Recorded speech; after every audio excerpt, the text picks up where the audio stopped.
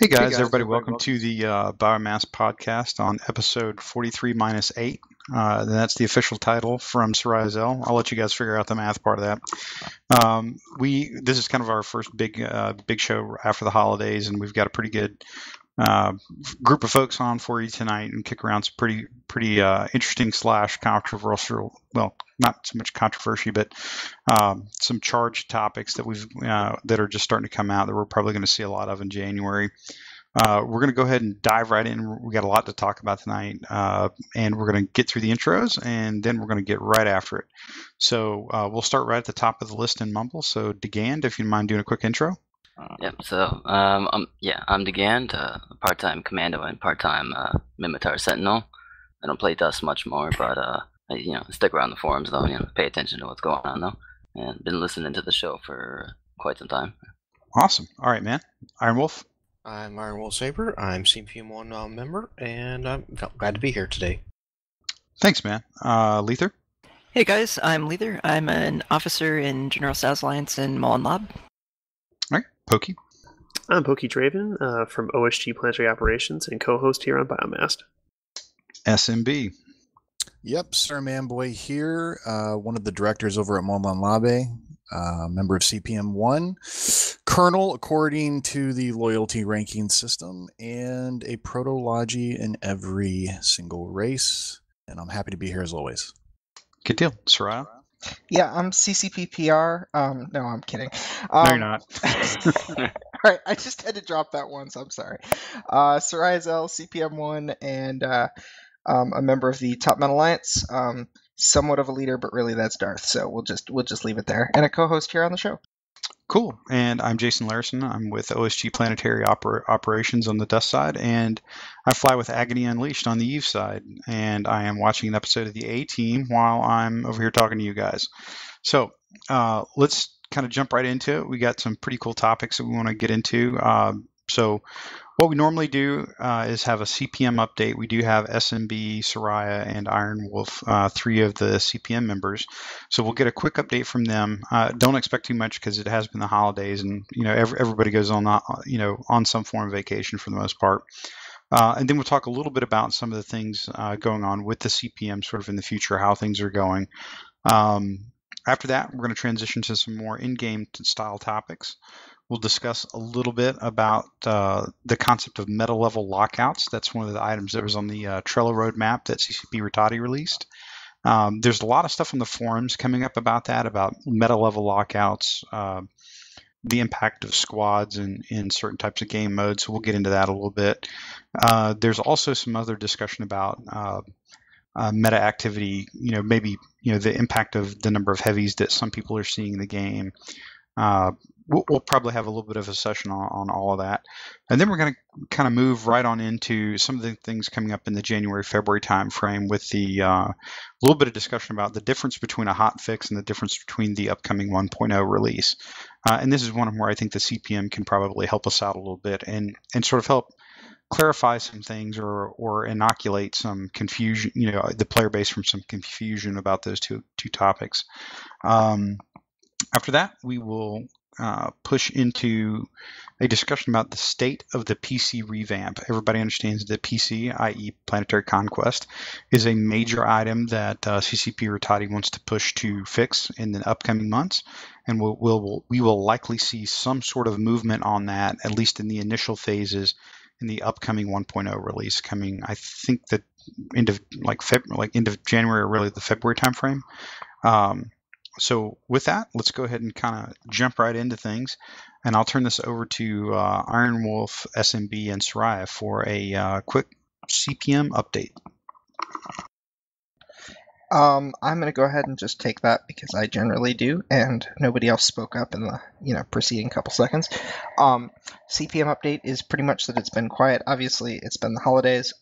Not just CCP, but the CPM themselves have in some ways been a little less active because we've been trying to enjoy the hassle and panic known to come with the holidays. The only thing that really may be worth of note is that because we didn't really cover it since we didn't have a show last week, is there were a lot of awful network issues over the Christmas holiday, and that seemed actually kind of to be like a comedy of errors, sort of collision of a few different issues, because I know there were some Dust specific issues that were battle servers weren't spinning up fights, and then there was at least I think there were a couple of Tranquility issues where we saw like the whole Eve population impacted, and then of course there was Lizard Squad taking down PSN, which hit Dust players but not Eve players. So, but between all three of those things, there was like 4 or 5 days where like everyone in Dust had like a really terrible experience. I think it was stretched out over about 2 weeks, and it was. I think you'd have a pocket of a day or two here and there where it was okay, but I remember it being almost a 2-week period, at least for Dust. I know in the Eve side, I think they had a DDoS attack as well. So there's a lot of shenanigans going on over the Christmas break with the ability to access the games. Anything else, guys? Well, we're beginning our discussions about the next release for Dust 514 with CCP, and hopefully that will be made to public life very soon for you all to enjoy and talk about. Okay, that's cool. I think that's something we'll get into a little bit here in a second. One of the things I did want to ask you guys, kind of as a group, since you actually three CPM members, you have a large chunk of the CPM brain power sitting in the room with us right now. One of the things that I would like, and this is like me personally as a player asking, and I know I've talked to quite a few people who have some interest in this, mostly particularly folks that have an Eve background and they're used to the CSM. Are you guys looking at having some sort of formal communication to the player base, like a like kind of a state of the CPM or a mid-course report that goes out to the community at any point? I personally would be very interested in that, if that's something that you guys could put together, because it's really hard for the average player to understand what's going on or what you guys are doing, what are you working on, where the CPM priorities are versus perhaps other layers. So I'm asking as a player, and I'm kind of curious what the other folks' thoughts are to our CPM members, if you guys would be interested in some kind of formal, hey, what is the state of the CPM and how are things going? Well, I'd say that we'd have to. I don't think we've discussed making such a kind of formalized statement. We'd have to chat about it, which we'll do. I mean, I know it's come up in discussion a couple of times on the forums in recent days. Some manner of sadness that we don't really have like the luxury of the CSM's two summits with full meeting minutes that are obviously redacted but still very informative.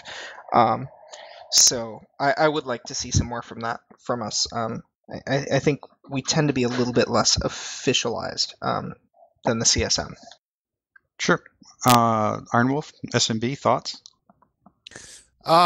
I never even realized that the CSM did anything like that, Jason. So thanks for bringing that to my attention. It sounds like an interesting idea. I'm definitely open to it. There are definitely some things that I'd like to tell the community about, priorities that I have, priorities that I share with other members of the CPM projects that we're working on, things like that. So I think it would be nice to have an overview of all of those different things and to provide that to the community for them to review and comment on.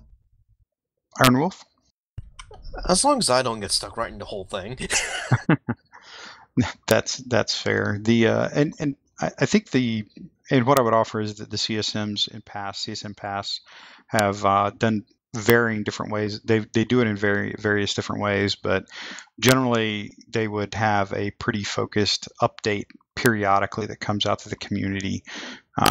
So I think that's something that you guys could probably put together, and I really do encourage you to look into that as a group, and then figure out like what is the formal message. And it's also a little bit about, and one of the things I think that CPM 0 did pretty well periodically was how is the health of the CPM? Where does it need to go in the future? What is it not doing well? What is it doing well? And I remember Hans Jagerblitzen would put out some fairly candid stuff about how the CPM is functioning and what it needs to be doing with the players and with CCP. So that was sort of the thing that kind of got me thinking about it over the last week. And I do interact with a couple of the CSM members on the Eve side. And that was one of the things I just thought I'd put on the table. And interestingly enough, we just had a guest join us, Kane Spero. Do you mind doing a quick intro? Nothing coming out for me, Kane. I don't know if I'm DC'd or what. No, you're not. I can see his icon, but I do not hear him. Maximal troll. Yep, absolutely. I think that was the worst transition that I've had into an intro in a long time, and I entirely blame Kane on that. For the record, I'd like that marked down. This is Kane's error. All right, I'm here now. I think this should be working. Now that I have the settings correct. You're good. Quick intro, brother. Kane Spero, former member of CPM 0, now just a random duster. Good dealio. Kane, were you able to hear what we were talking about a few minutes ago? I joined in, I think, at the tail end of it. Was it talk of minutes, or were you guys talking kind of? Basically, I kind of put on the table of asking CPM1 to put together a somewhat formal, midterm state of the CPM and some sort of formal communique about what they've done, what they've learned, and what they intend to do since the time they've been elected till now. Because in theory, maybe perhaps in February, March, there might be an announcement for elections for CPM2. I don't know. I'm curious if anybody talked to you guys about that. Yes, but I'm not too sure if we're able to share that publicly yet. I'll have to check with CCP Frame with that. Okay. CPM becoming subset of the ISD confirmed. Yep, I'm writing that down. Hey, I would be all for getting mod powers, so I could, people keep assuming I have them, so. No, you troll enough. You don't need them. Not that subset of the ISD. Come on.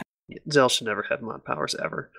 I don't think CPM should ever have it either. I would never abuse it. I'm fine with most of them, just not Zell. Just Zell in particular can't have mod powers.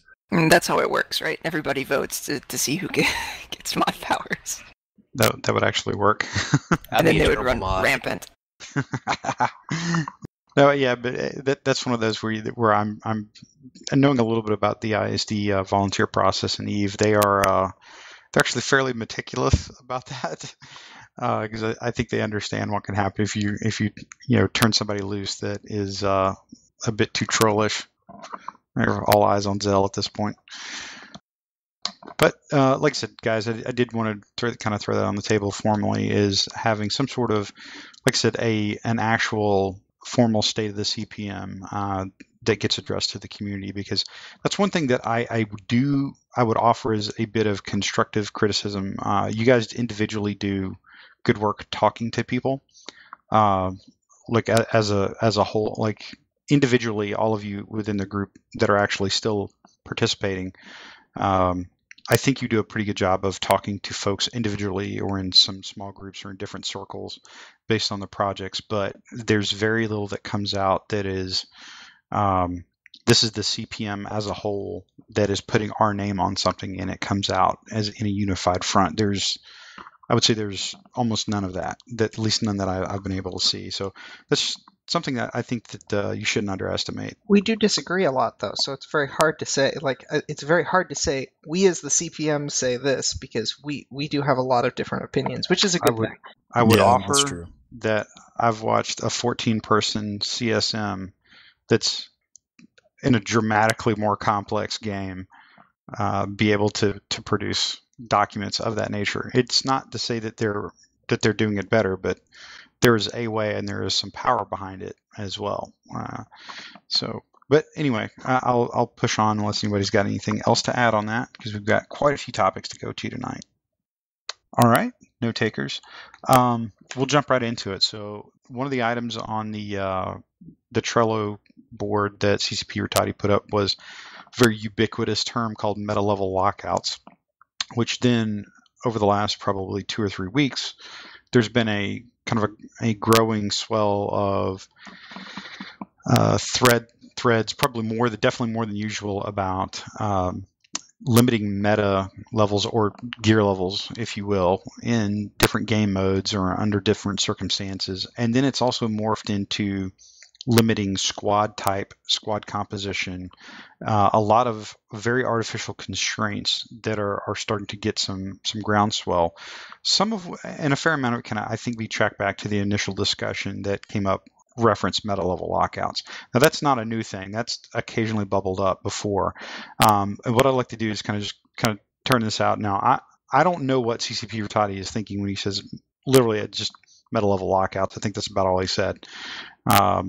I don't understand the mechanics behind what he wants to do, how he wants to achieve it, or what he wants to do. And I'm not even sure the CPM does. You might, or you likely won't even be able to talk about it. But just generally, I'd like to kind of throw that into the room is what are the positives and negatives of having, I guess, gear level gates by game mode?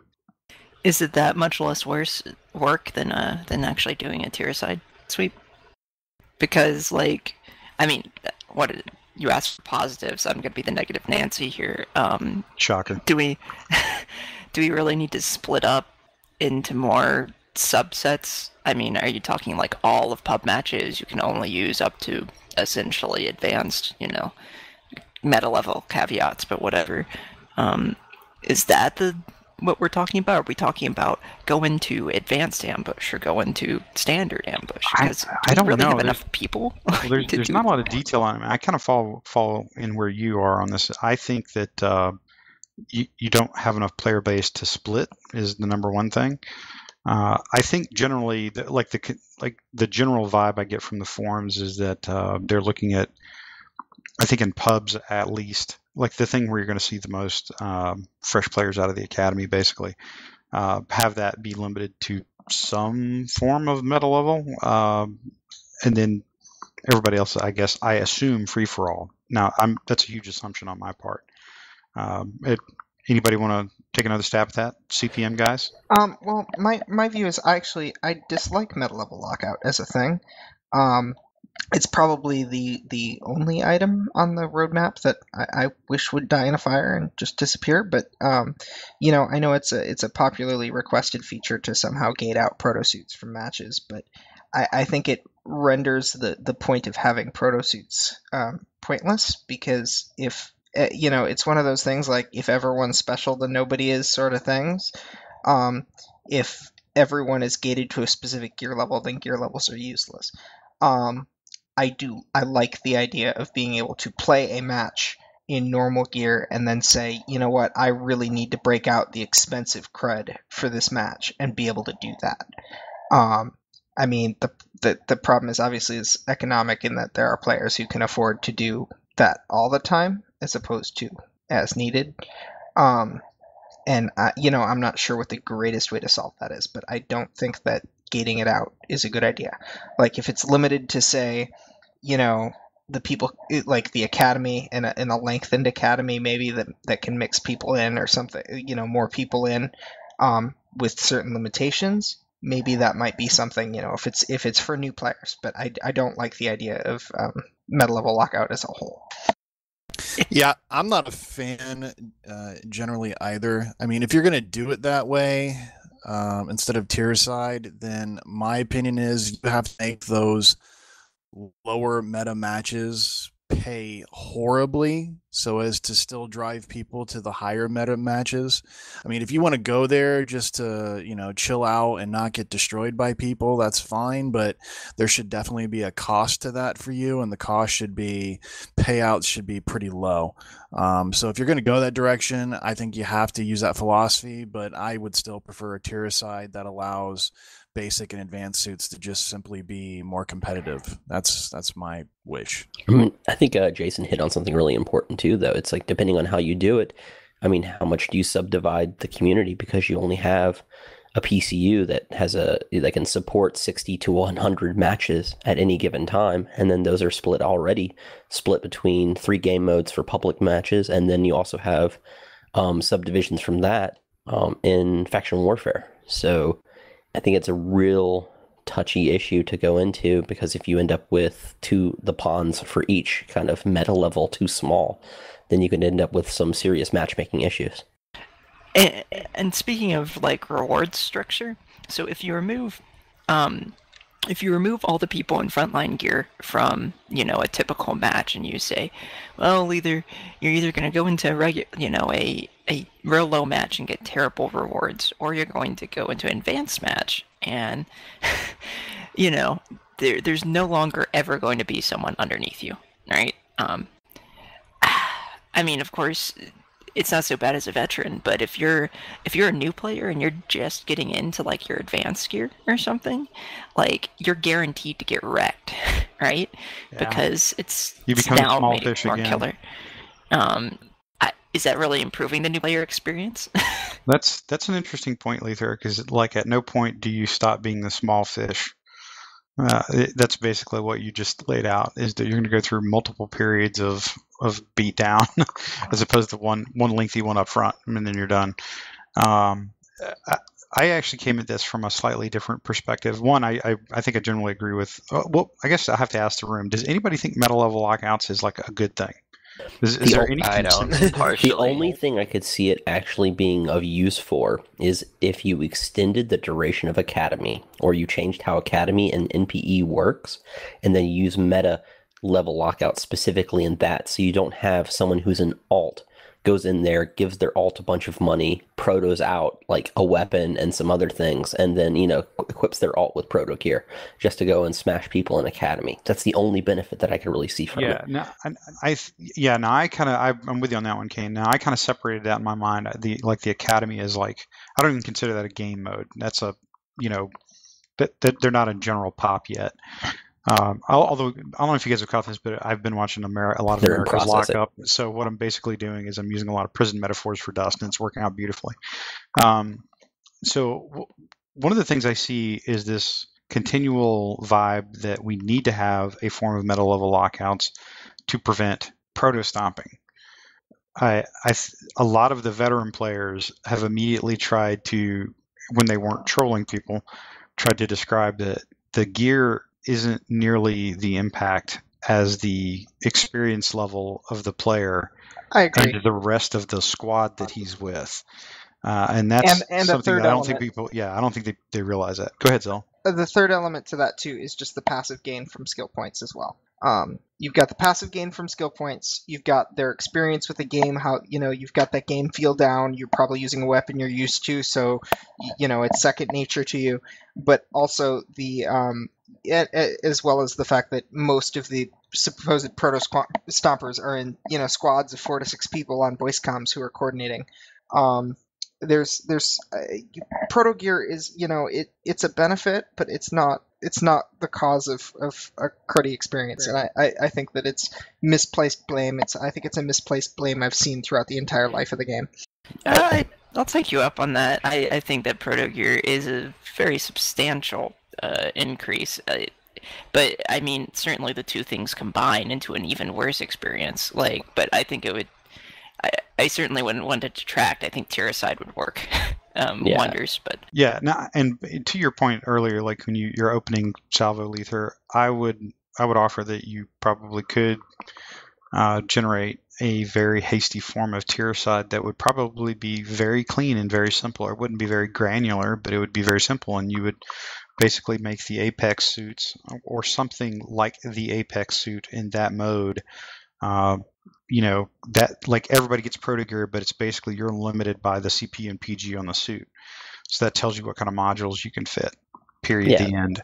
And I think that would be a valid way of doing it. I honestly don't know if that would be more or less effort to do it. But I would offer this.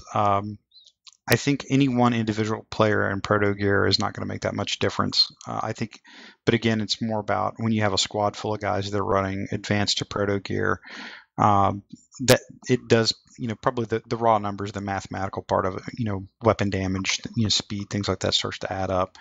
One of the other things that I've noticed is that there also seems to be this tone of the anti-tryhard, and I've often wondered what exactly is a tryhard.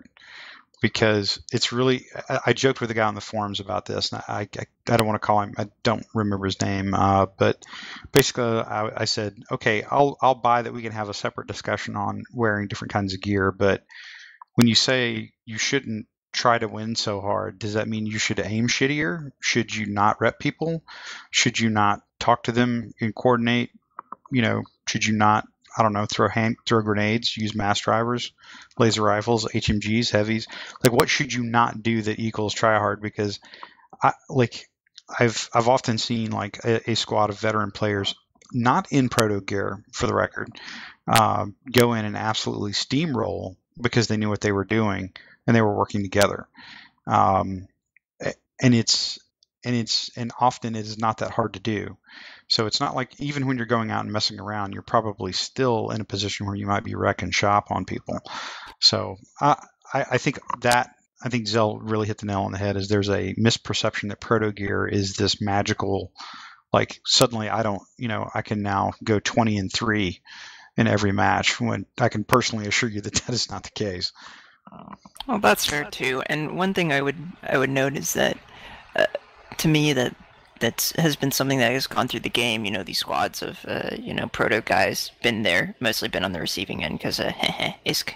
I thought ISK would matter.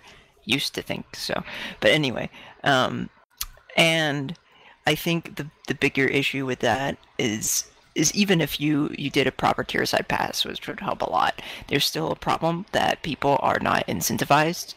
There's no place for them.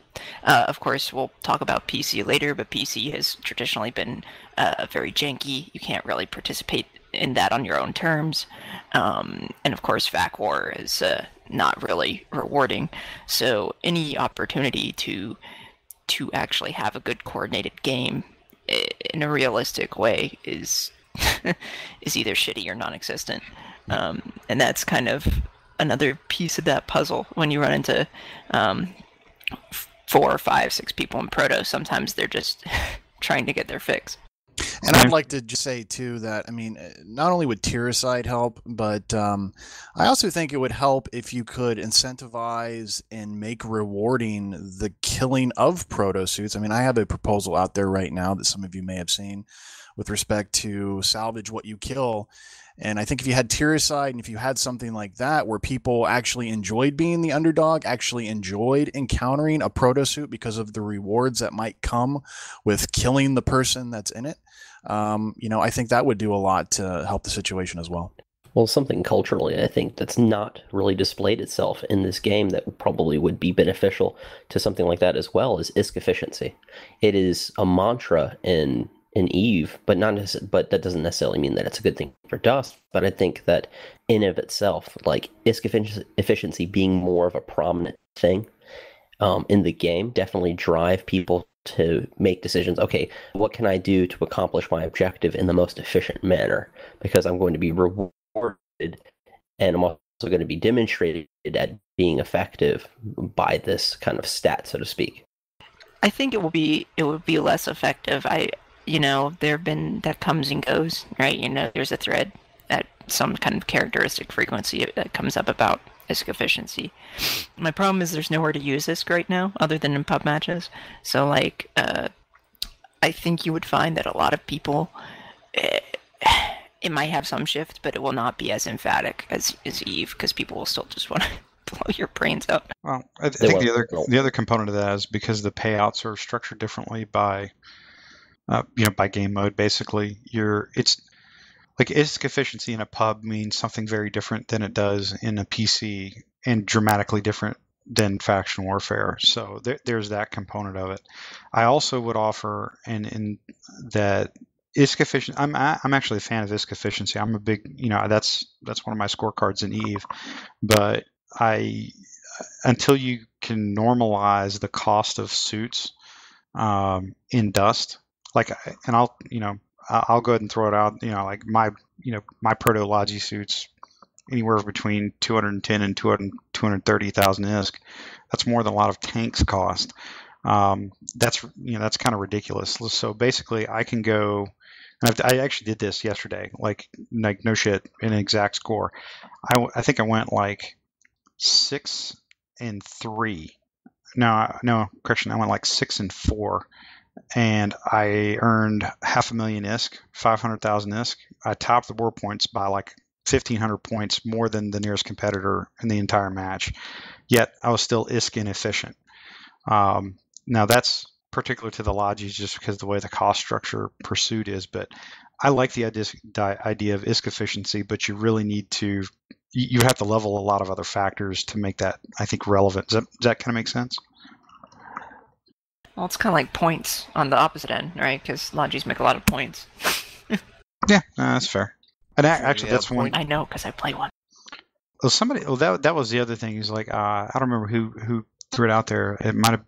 It was one of the guys in one of our big Logi threads. Was he actually said, well, what you should go off is something based on your like war point efficiency, instead of ISK or KDR. If that, he was looking for a different metric to judge performance on for Logis.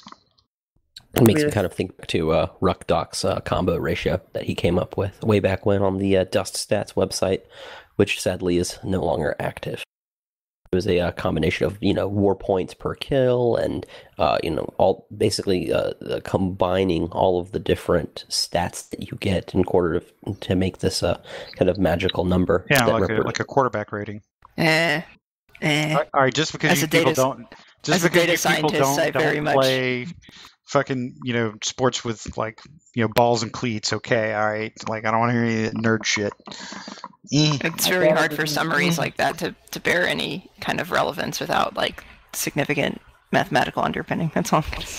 Yeah, you and your numbers and math and like data spreadsheets. I was told earlier that numbers don't matter at all, and that it's all about field experience and anecdotal information. That was a fun thread. Even I would have said that, for the record. Well, I think what this comes down for me is that I like what the meta lockout is trying to achieve, which is currently the gap between the academy and general population is very sharp. It's very difficult to make that jump, and it drives a lot of people away. And I think that the meta lockout is attempting to kind of smooth that transition out. Now, I think the system, the meta locking is kind of clunky, and I don't really like it. So any system that can achieve a similar goal would be great. Tier side is definitely an avenue worth looking down. But I mean, in general, whatever can make that transition from the academy to general population more easy to handle for new players is definitely get the seal of approval in my book, because that is a big problem. A lot of people quit because of that jump between the academy and actually playing the game with all the crazy vets. Yep. I say we go ahead and do the system anyways, because one more utility of doing a meta-level lockout score system would be for tournaments. I mean, that's an interesting thought, but since when have we ever had a good tournament in Dust? Well, player ran ones. Part of your problem with tournaments, though, is actually no. Kane's here. No good one. Part of your problems with part of the problem with tournaments is indeed having the infrastructure in the game to handle them properly, but I just I don't know if that's enough of a justification to implement the I mean, it doesn't hurt to have a background capability to do something, but is it good to invest a lot of resources in developing the background capability to do something that may not be that valuable? Well, put it a different way, you make it's an interesting insight, but that's not the way CCP will look at it if they do it. So just don't say that to them, because they'll definitely figure out something weird to do with it. So, and no one will like it. That's all I'm saying. Yep, I can see where you're going with it. And so I think we'll kind of push past the meta level lockouts. I did want to very, very briefly kind of throw this one on the table just to kind of get a sensing round out to you guys. One of the spin out discussions from this, I think, has, at least on the forums, and I've kind of been monitoring some of these, was the meta of the game writ large. In there's clearly a perceived, I don't know if it's real or perceived, but there's clearly a perception that it's all about 12 heavies on the field and getting 15 people repping one guy or some crazy shit. There seems to be a growing sort of panic vibe about that even turned into things like nerfing rep tools and all kind of a lot of dramatic changes that people want to the heavies and the HMGs. Are you guys seeing anything like that at all? Or is that literally just sort of like normal foreign paranoia? I would say that heavies and the Logis repping heavies is definitely way more common than it used to be.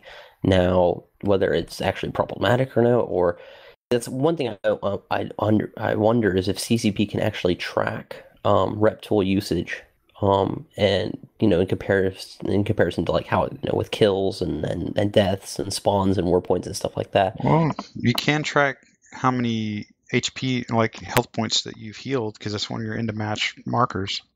But one of the key things that CCP tracks is kills per spawn and that sort of thing. And I just wonder if the rep tool is something that may fly under the radar. Now, spider tanking is something that I've seen a lot more recently, though, too, where you have Logis with the Flux rep tool. So they're repping each other. The Logis are repping each other, and they're also repping the heavy. So they'll be moving as a unit of 3 and those sorts of things.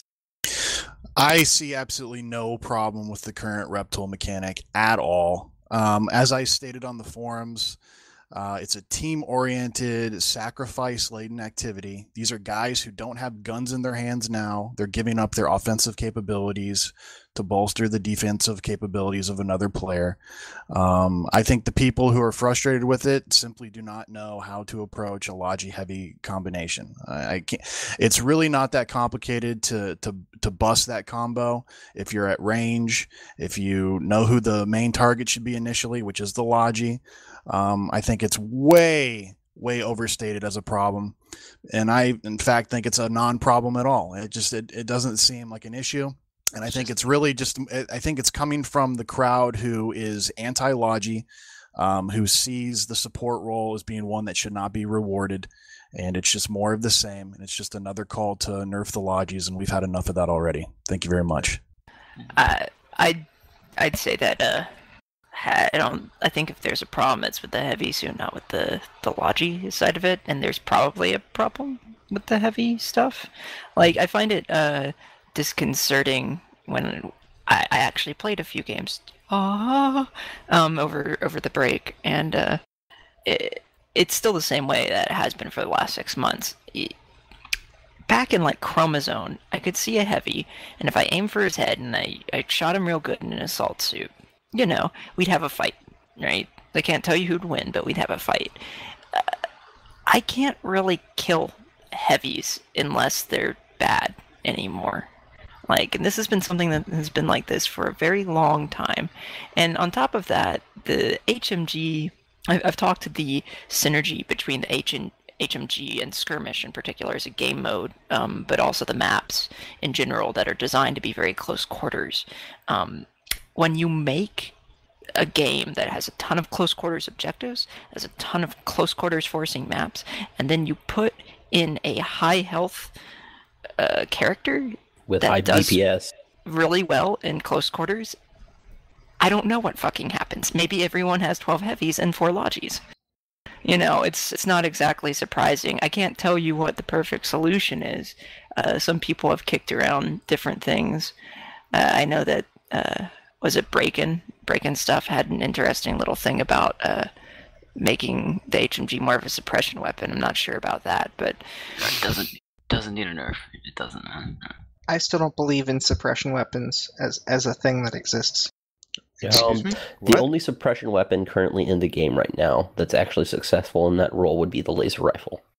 Well, by non-existent, I mean in the terms of the game, I think you end up in one of two camps.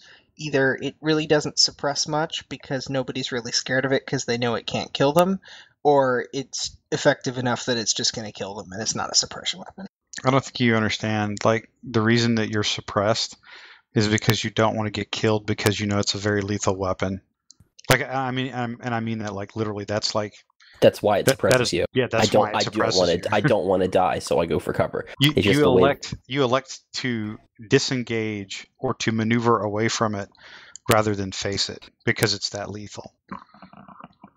But the actual lethal weapons just outright kill you without giving you a chance to run away. So that doesn't make a lot of sense that suppression weapons are just that lethal that you run away from it. Well, that's what I'm saying. If you want an example of a suppression weapon in Dust, the only one really is the laser rifle. It's because The, its the mass DPS driver, is so yeah, insane. the mass driver used to be that. Like you used to have to work around a mass driver. Not as much now, but I just think it's a matter of perspective, Zell. Because I would tell you, like the more lethal something is, the less likely I'm going to want to go anywhere around it. Laser rifles work really well.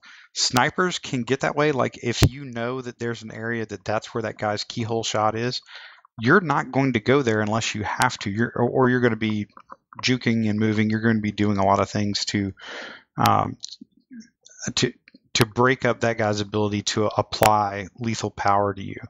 And that is maybe not suppression, but that's definitely disruption. So I would offer that, yeah, there really is such a thing as a suppression weapon, and I think we have some burgeoning ones in Dust. Maybe not.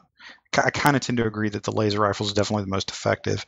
I think the mass driver can be, depending on the situation. But to the general point, I didn't mean to get us into a rabbit hole. I guess I've seen more. I guess I've seen more heavies, but it's really map dependent, though. I tend to see a fairly good mix of suits. But this goes back to an interesting question that I had about a totally separate topic. It was actually about rifles. Like if one of the components of balance is a more even usage of things on a 16-person team, how many of each kind of role and each kind of weapon should you have, which then equals, wow, that was a balanced match? Because there are too many variables, and frankly, with the number of choices and play styles and player capabilities that the player has, like if somebody wants to mob 10 heavies in 2 objectives in the middle of the city and leave 3 outlying objectives undefended,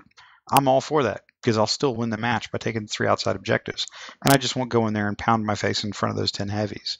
Yeah, but no map has 3 inside objectives, except for 2. like. Well, I'm sorry.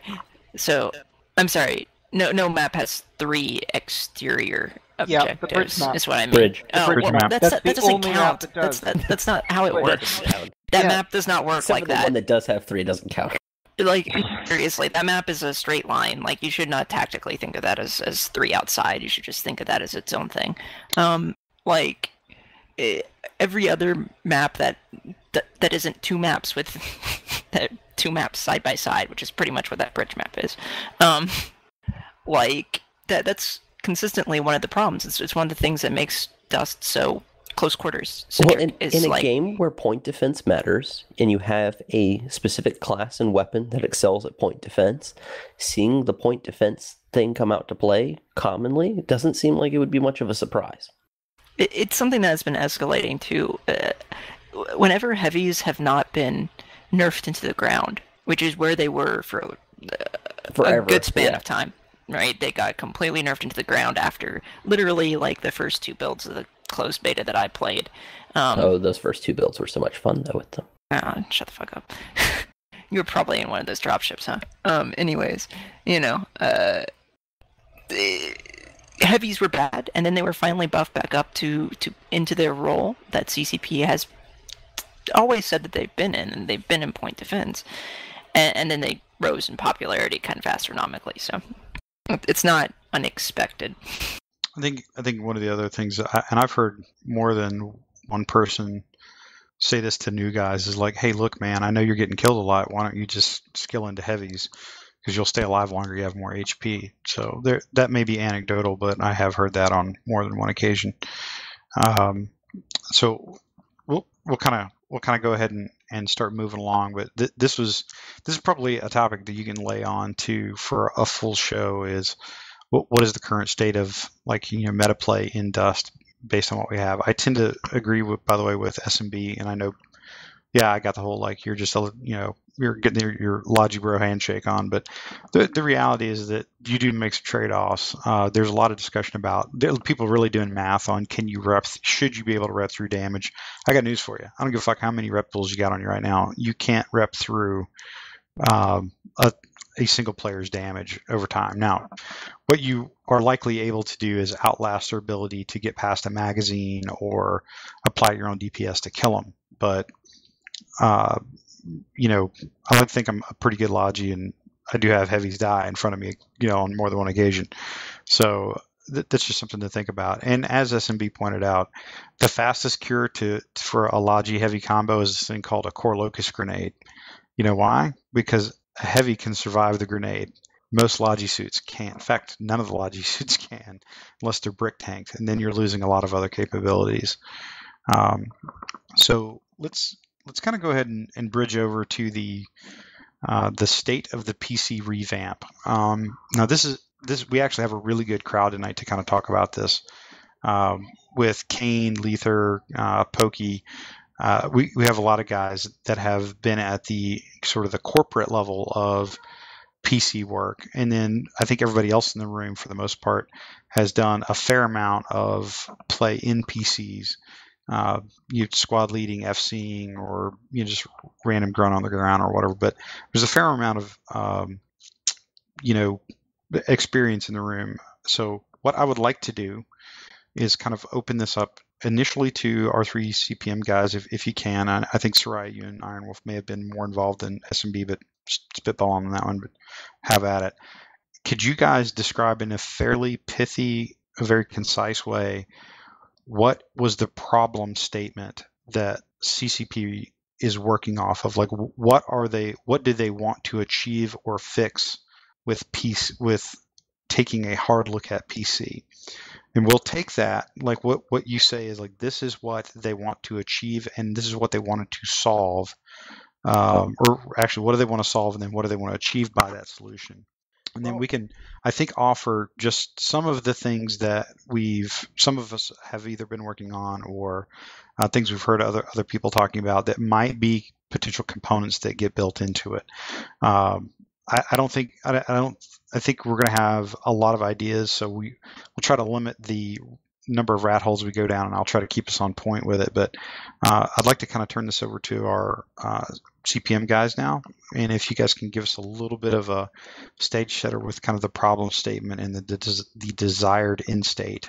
Okay. Well, I think the biggest key thing is that Planetary Conquest is a territorial fight where you it's a first-person shooter where you can actually claim something as yours, and it's persistently there, and everyone else can see your accomplishment, your flag on the ground. That it's the most CCP of the game design of Dust, and that it is kind of the unique element that Dust brings to the table more than anything else that other games in the genre can't compete with or don't compete with. And I think your problem with it is that it's broken and nobody uses it.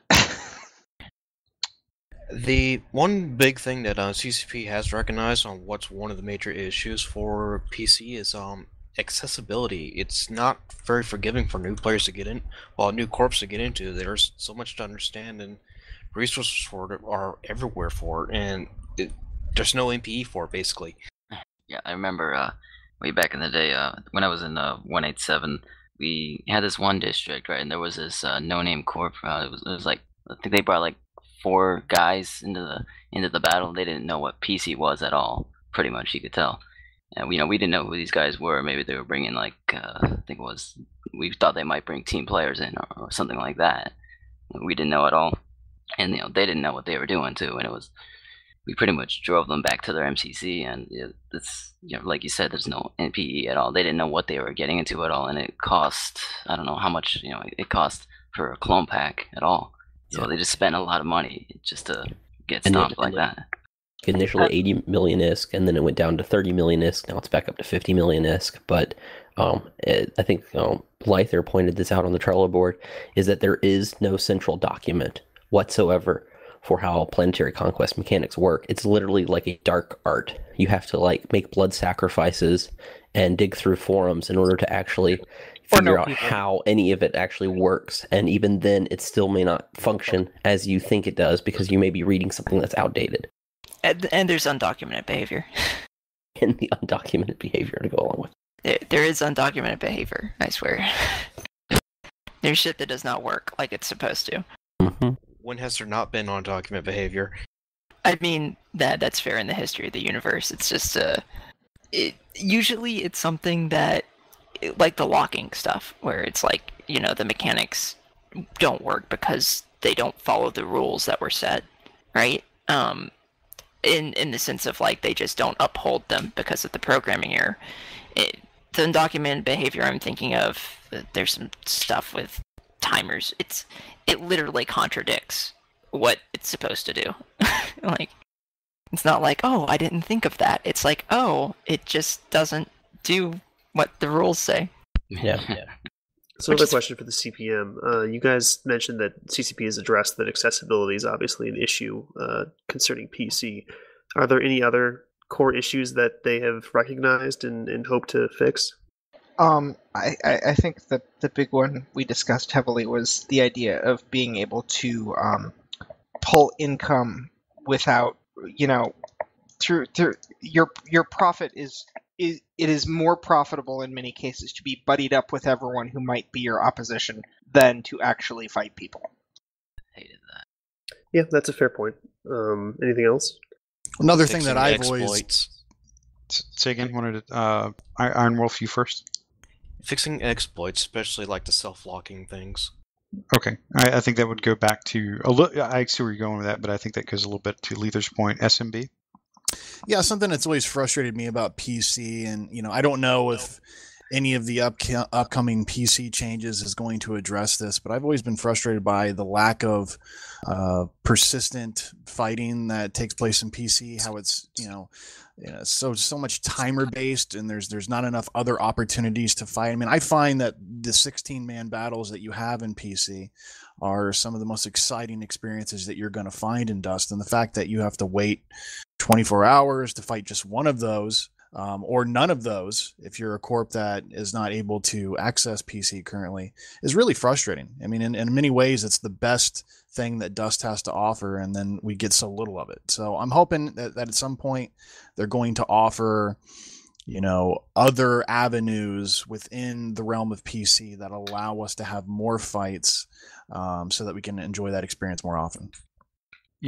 Just as a total, by the way, I appreciate the CPM kind of responding out to this one.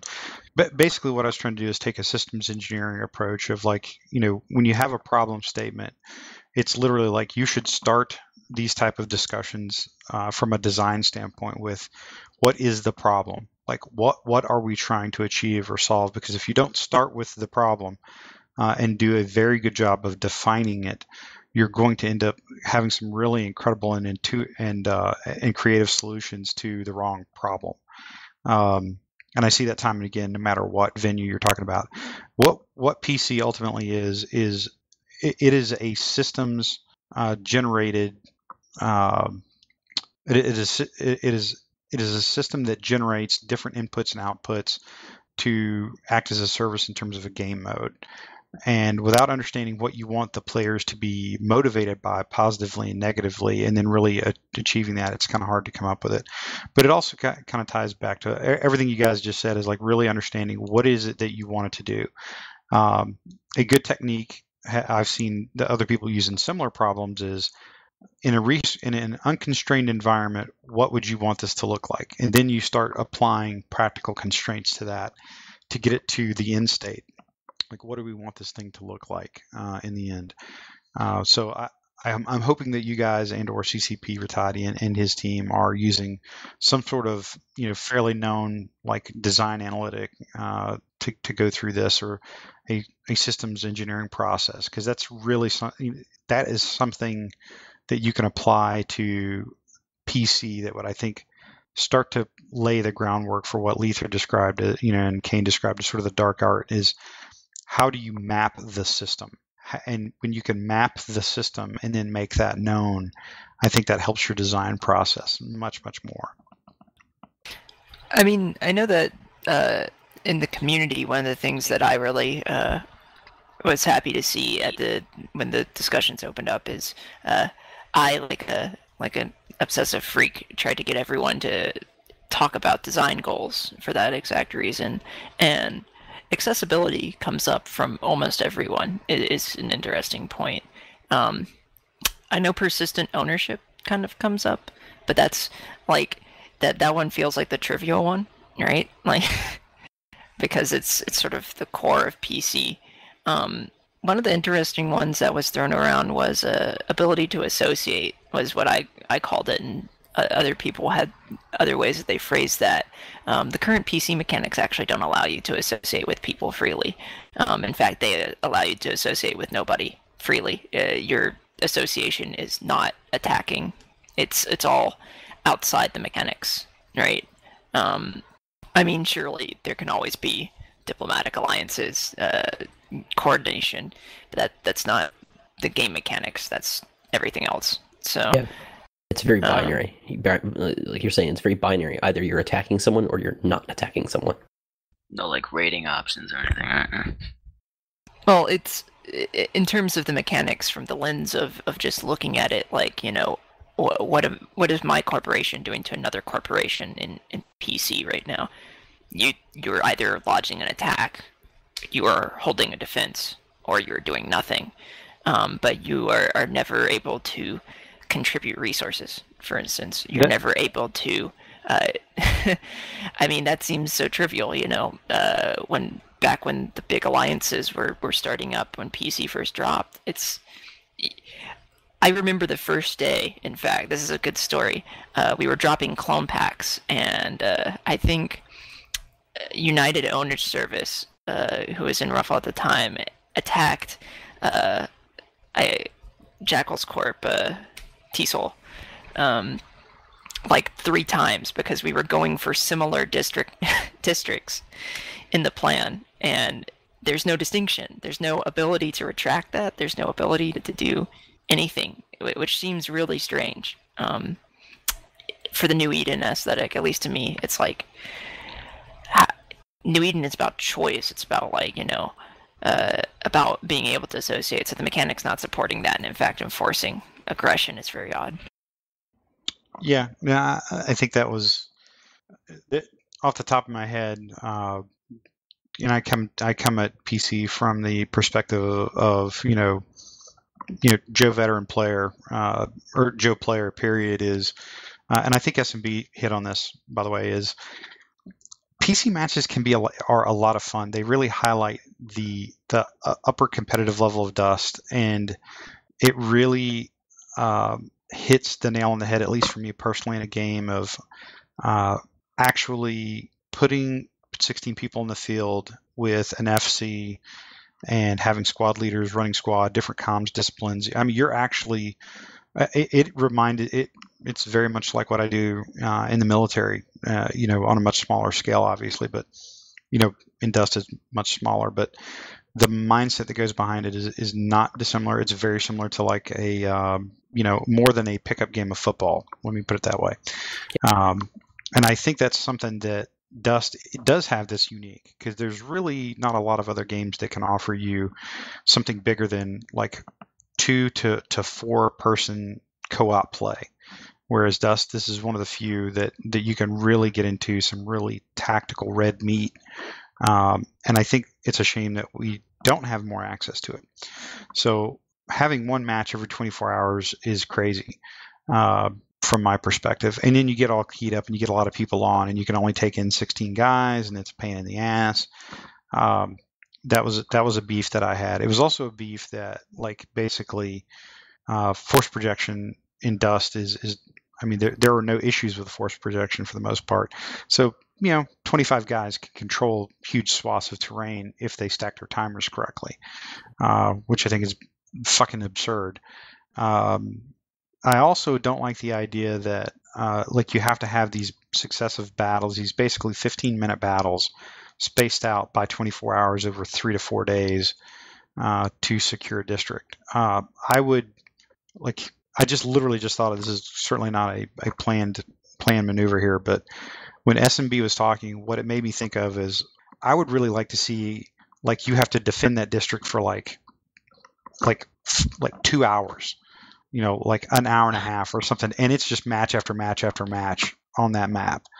I would love that. And then you can even have like the defenders stay the same, but if you know, somebody wanted to bring in a different set of attackers, like, hey, we're going to lose this, you know, 3 out of 5 here, but let's call in like a Merc Corp to come in and try to secure the last 2 wins.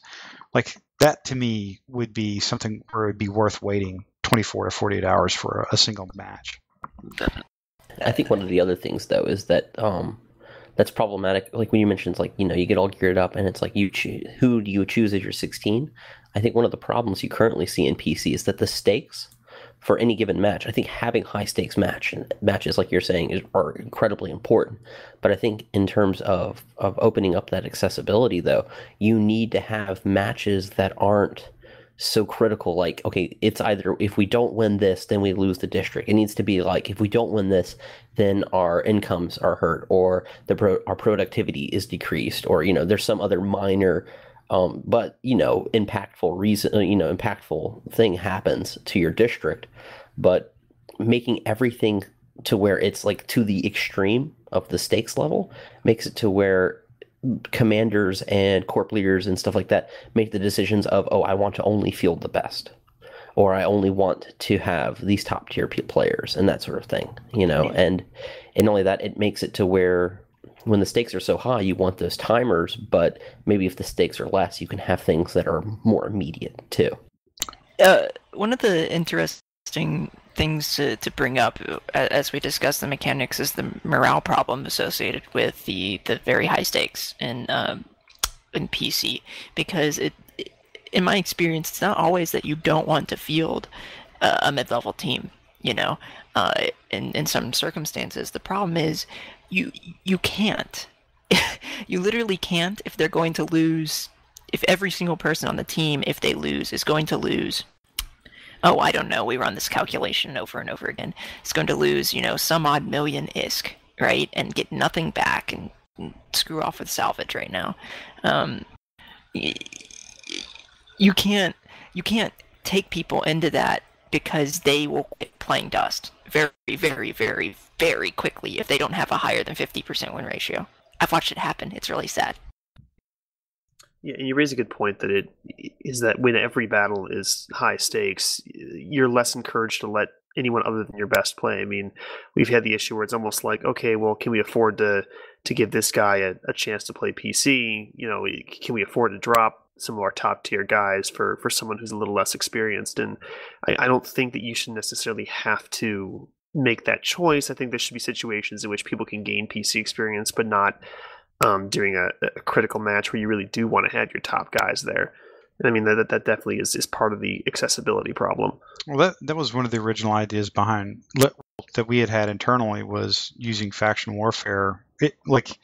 And this is just an aside, by the way. It's not like I'm not fishing for a topic, but literally a lot of people's ideas was you if you had team deploy in faction warfare, you would use that as a way of building PC experience, which you effectively have already. No, you don't. It's just not practical. It's just not. It's not practical. You said it correctly, Jay. No, it's not practical. It's not practical experience for PC. It's not representative. No, it's also not a practical way to get. No, it's perfect. To get 3 squads in. It works fine.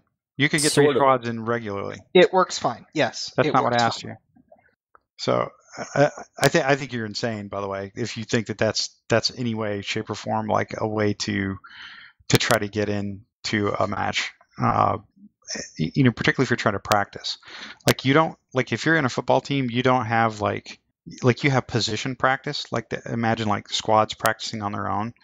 Or you might have like 8-on-8 drills or something, but at some point you want to do this thing called a scrimmage or like live play where you bring the whole team together.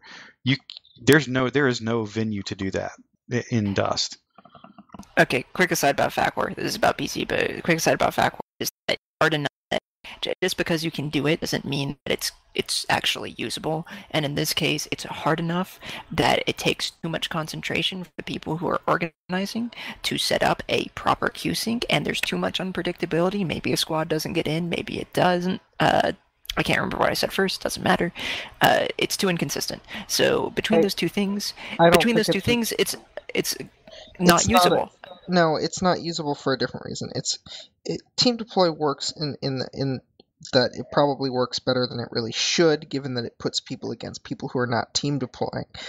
The problem with using FacWar as a goal for gaining PC experience is that FacWar is not hard enough to give anyone an idea what PC experience is actually like.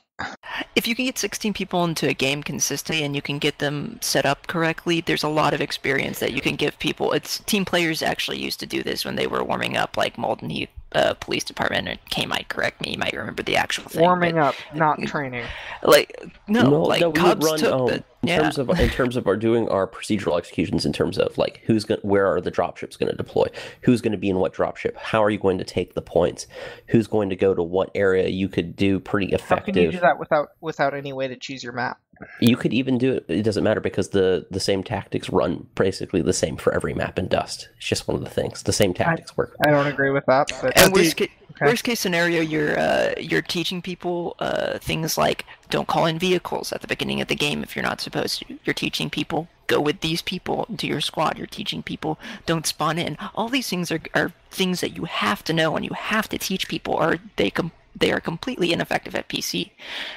Getting them into those matches takes way too goddamn long. If we would have just taken the flipping gloves off of faction warfare from the beginning and made that another team-oriented game mode where you went in as a team, and if you didn't, that was on you. I mean, the fact that we're trying to coddle people in two game modes, pubs and faction warfare, I think is ridiculous. I mean, we have an opportunity to make faction warfare an amazing meta-driven game mode where people recruit for a reason. They team deploy. They get into alliances. They're trying to improve their position in the game mode through numbers.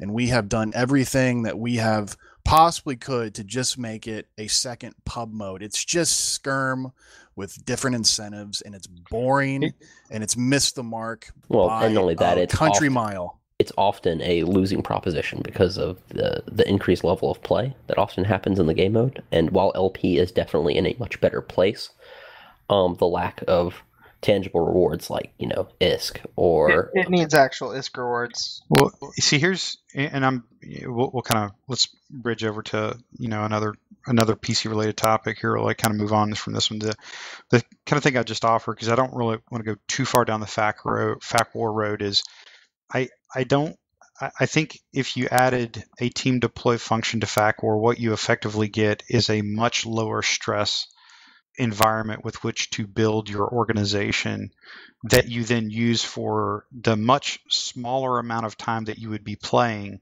Because think about it, we could get together and you could have you could be playing fact war like every night, but then you have like your 1, 2, maybe 3 nights a week for the average corp that they're going to try to defend or an attack in a district, and that's really what you're working around. Is your fact war is how you build the organization and you hone it. And oh, by the way, if you have team deploy, I'm going to tell you right now, because you're working off timers in PC, where is every other organized team going to go? Fact war. So you're going to see a lot of bigger teams, more than like individuals, for the most part, joining into fact war. And what you're also going to see is things like basically kind of in EVE, you have these things called NPSI, not purple shoot it. So like you're not red, you're not blue, you're in a pickup fleet.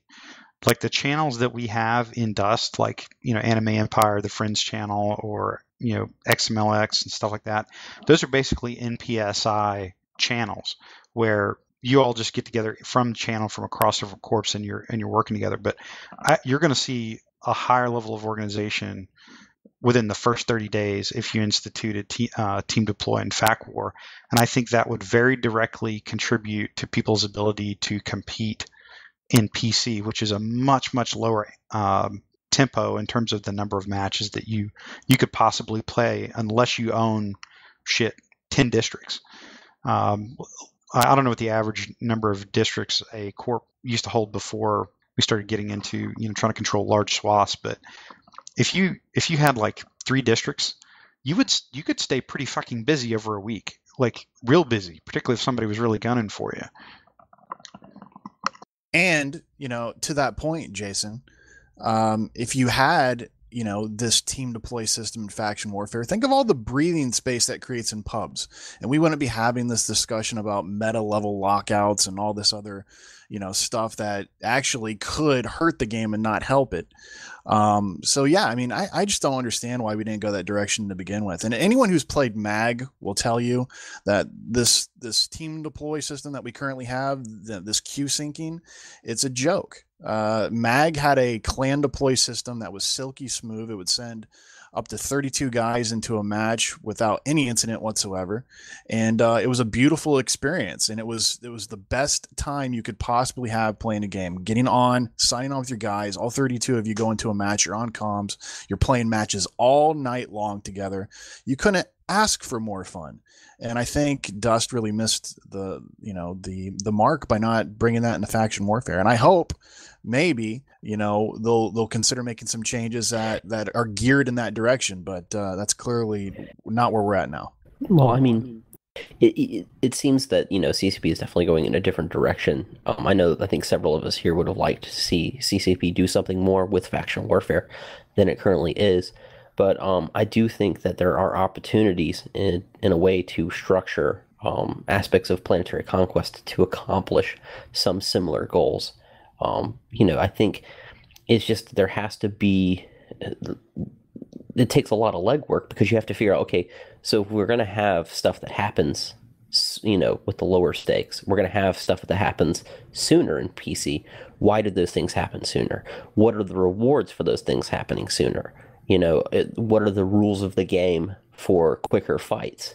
But if those things can be settled on and executed, you could end up with low pressure environments, low stakes, relatively lower stakes anyway, and get some of that PC training. I think probably the most important part of the proposition so far in terms of the planetary conquest stuff is the idea of the war barge or the war barge flotilla, however you want to call it, being like that fallback.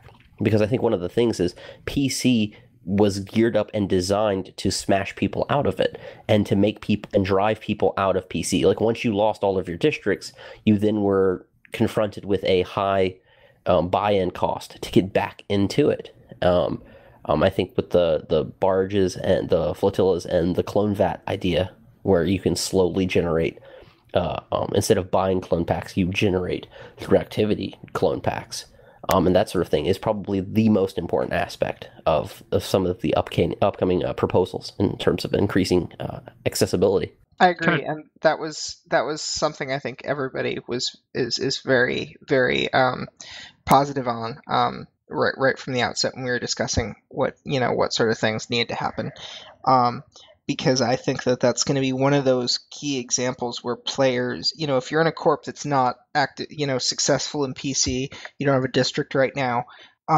if you're getting free clone packs, you're hopefully going to use them, and use the that's going to be your practice. And yeah, you might get smashed, but at least you didn't drop 50 mil plus your gear to get smashed.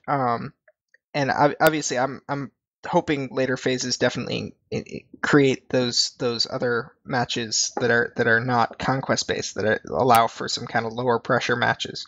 But the clone packs is definitely the big thing to me. I think it's the most important part of the entire warbarge system proposal. I mean, I've been very excited, kind of ratcheting it back a bit. Not very excited. Haha, that's me after all.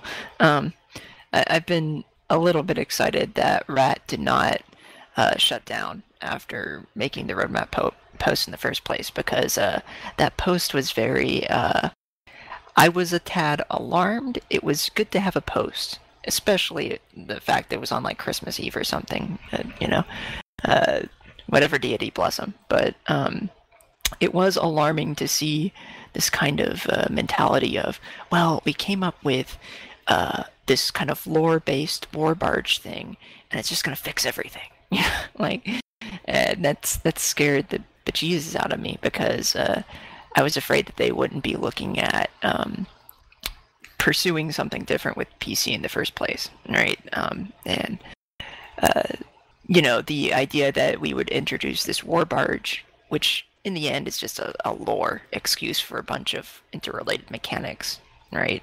And that we would like paste this on to the existing planetary conquest just scared the shit out of me, because it's like that's exactly what you do not want to do, because if there were anything usable in the existing planetary conquest in the sense of how the different subsystems interact and come together, like we would have said it. I mean, like, geez, there's been much gnashing of teeth kind of thing trying to figure out something other than cutting passive ISK, which has been the only thing that anybody could think of for the past year to do anything with it, given the resources. So granted that we have a redesign, and on the topic of clone packs, I wanted to bring up an interesting idea that that has been gathering some steam, which is simplifying the SOV system out of the realm of clones. And this is something I was kind of thinking of. In a lot of the ways the subsystems work with clones, it's a super granular and a super, frankly, nerdy way to have the system work. Not only do clones interact with almost every single part of the game when you're playing PC, they affect with your in-game win condition. They play with your match scheduling. They play with whether you own a district or not. And they used to play with your economic incentive. They used to do absolutely everything. And of course, that has been toned down a bit and probably needs to continue being toned down and redesigned. But one of the other things is that it's really damn confusing to know how many battles you have left on a district, how many battles you can have against a person with a given number of clones, and the attrition system is overcomplicated and doesn't work. Even when it had larger attrition values, it was bad. So the suggestion that I came up with was to nix clones for the purposes of SOV, for the purposes of owning districts, and replace them with Poke-suggested MCCs. So these just come in blocks of 1, right? And so in battle, the attackers and defenders, when they're fighting, would have some sort of characteristic number. I spat out 180. 150 is the typical pub match number, but it's completely unrelated to the logistics. And then if you run out of MCCs on a district, you lose the district. So I wanted to throw that out there for some discussion. It's kind of more meaty than the theoretical stuff, but it has been picking up some steam. So, well, I mean, we've always talked about it a little bit, but internally. But I think that, I mean, typically speaking, you send, or at least the clone packs, the same number every time, anyways. And you can send clones, but typically you send, a certain amount of them. I think simplifying it would certainly make it a little easier, and I don't think it would have that much of a negative impact on kind of the flow of resources, and it made it a little more easy to understand rather than, well, yeah, I mean, we've brought up the fact that we've had, PC matches where you have 20 clones left, and it's like, well, this is kind of stupid. Why are we bothering defending with 20 clones? Because we're going to lose it anyways. So, what's the point? If you degranulize the system a bit, then it's a little more clear cut on when an actual win-loss is, and it kind of cuts out unnecessary battles that have a predetermined end anyways, But yeah, basically, rather than it being a set granular number, it's like you have this many battles to win before you take the district, or you have this many battles to lose before you can no longer attack anymore.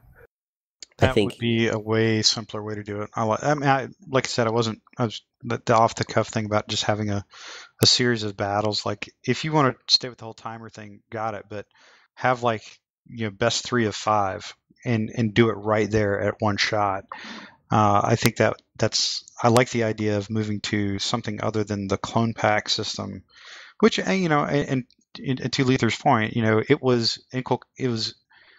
definitely saturated throughout multiple different mechanics within the game. Probably too many.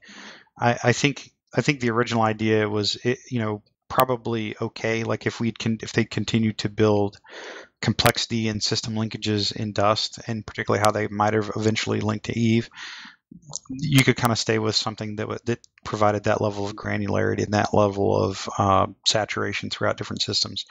But the way it is now, I'm starting to like the idea of keep it simple.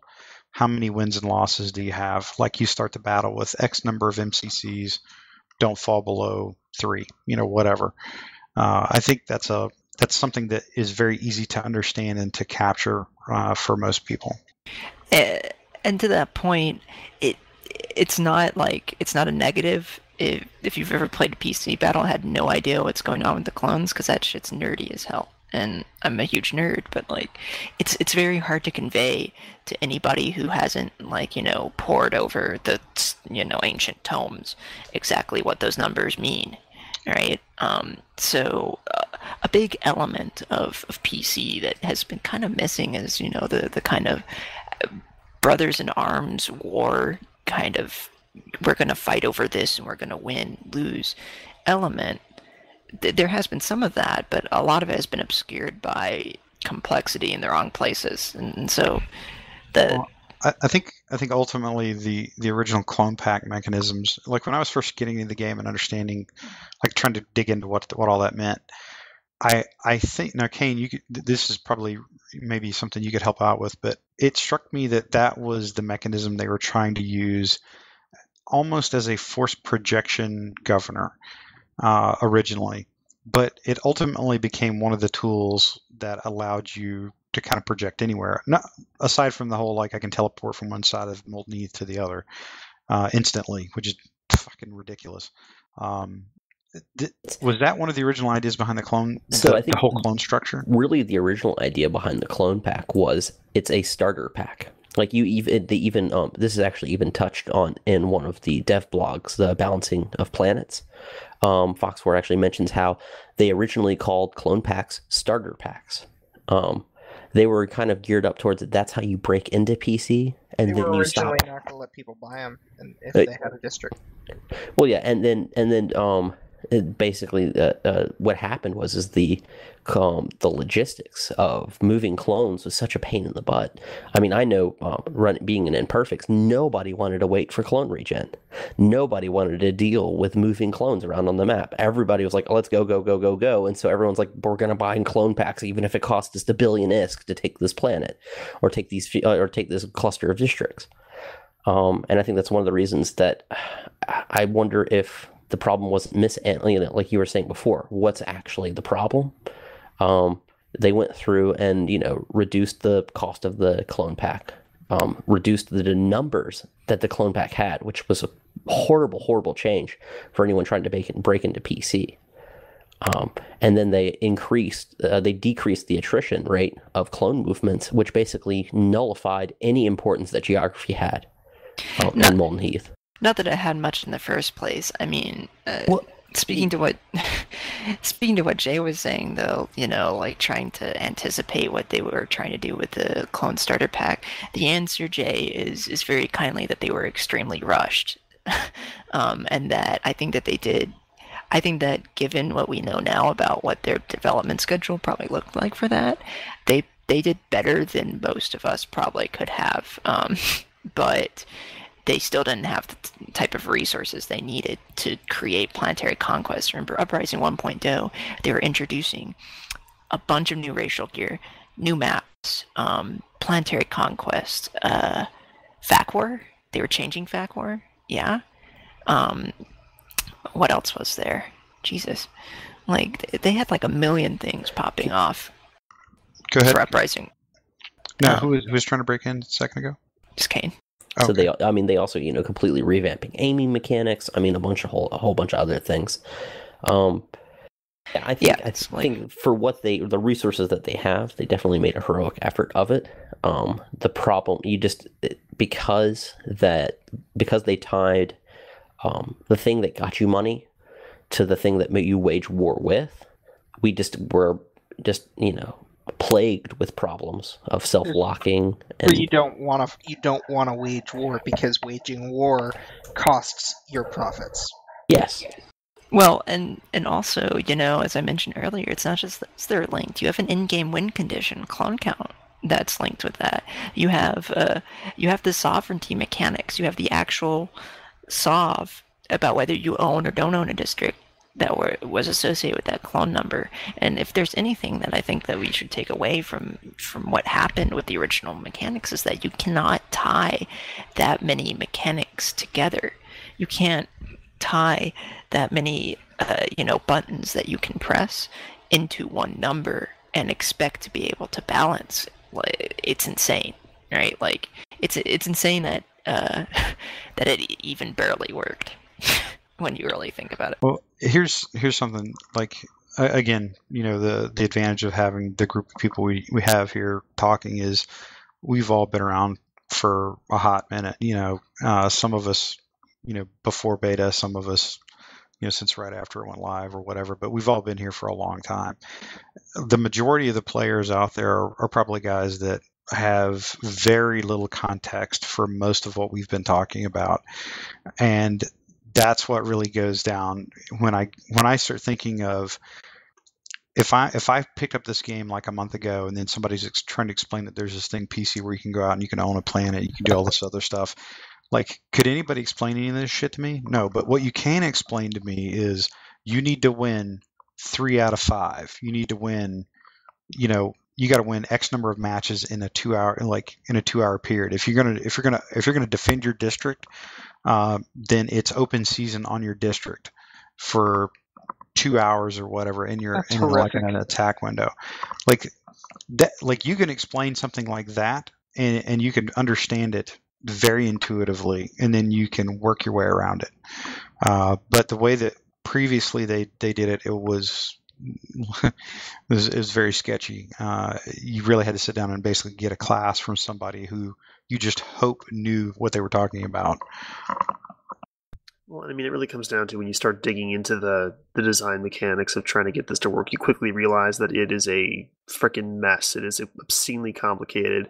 And anywhere where you can cut out unnecessary complexity like clone counts and break it down to a simple, 3 MCC sort of deal, it makes things a lot easier. There's no reason to have additional logistical crap that team organizers have to think about when they can just go, we've got this many attacks, we have to win this many to take the district. It makes it much more enjoyable for the player, and it makes it easier on the design phase as well when you can just cut out unnecessary complexity that didn't really add much to the game in the first place. And I think that anytime you can do that, it's going to make it a much better, smoother, easy to understand system for people organizing it and those who are playing it. Yeah, I mean, and not only logistical complexity that made it difficult to understand, but logistical complexity that allowed, district numerical superiority would allow you to completely snowball the competition. Like, winning the logistics game in Planetary Conquest is so straightforward. You just, okay, if I have 10 more districts than you do, then I just send attacks at you over and over and over again while I regenerate on my end and lock you out because maybe you don't have the ISK resources to counterattack with clone packs. And I just keep on attacking you until eventually I win enough, that I grind you down. The logistics right now are so free from any kind of localization at all. So, you can't, as people have said before, it doesn't matter if you teleport across the entire map. It's funny because it's both and way too easy to game, but at the same time, far too hard to understand. In fact, the current system, and this is something that when trying to look at what a new system could look like, is very difficult. Decentralization is actually encouraged because districts are self-contained. They do absolutely everything you could ever want a thing to do logistically. There's no reason to have them together. It's actually stupid to. There's an idea of clone movement to friendly districts that nobody has used forever. And shut up, you person who's going to contradict me. No, you haven't. And part of that was the messiness of clone movements, but another part of that was just the locking mechanics, actually, now that I think about it. There's a ton of complexity there that was introduced because... And never knowing how long your district is actually locked for? Yeah, that's where that undocumented stuff starts happening. Although it's supposed to follow, like, it. I don't know. They did some very janky stuff that made it.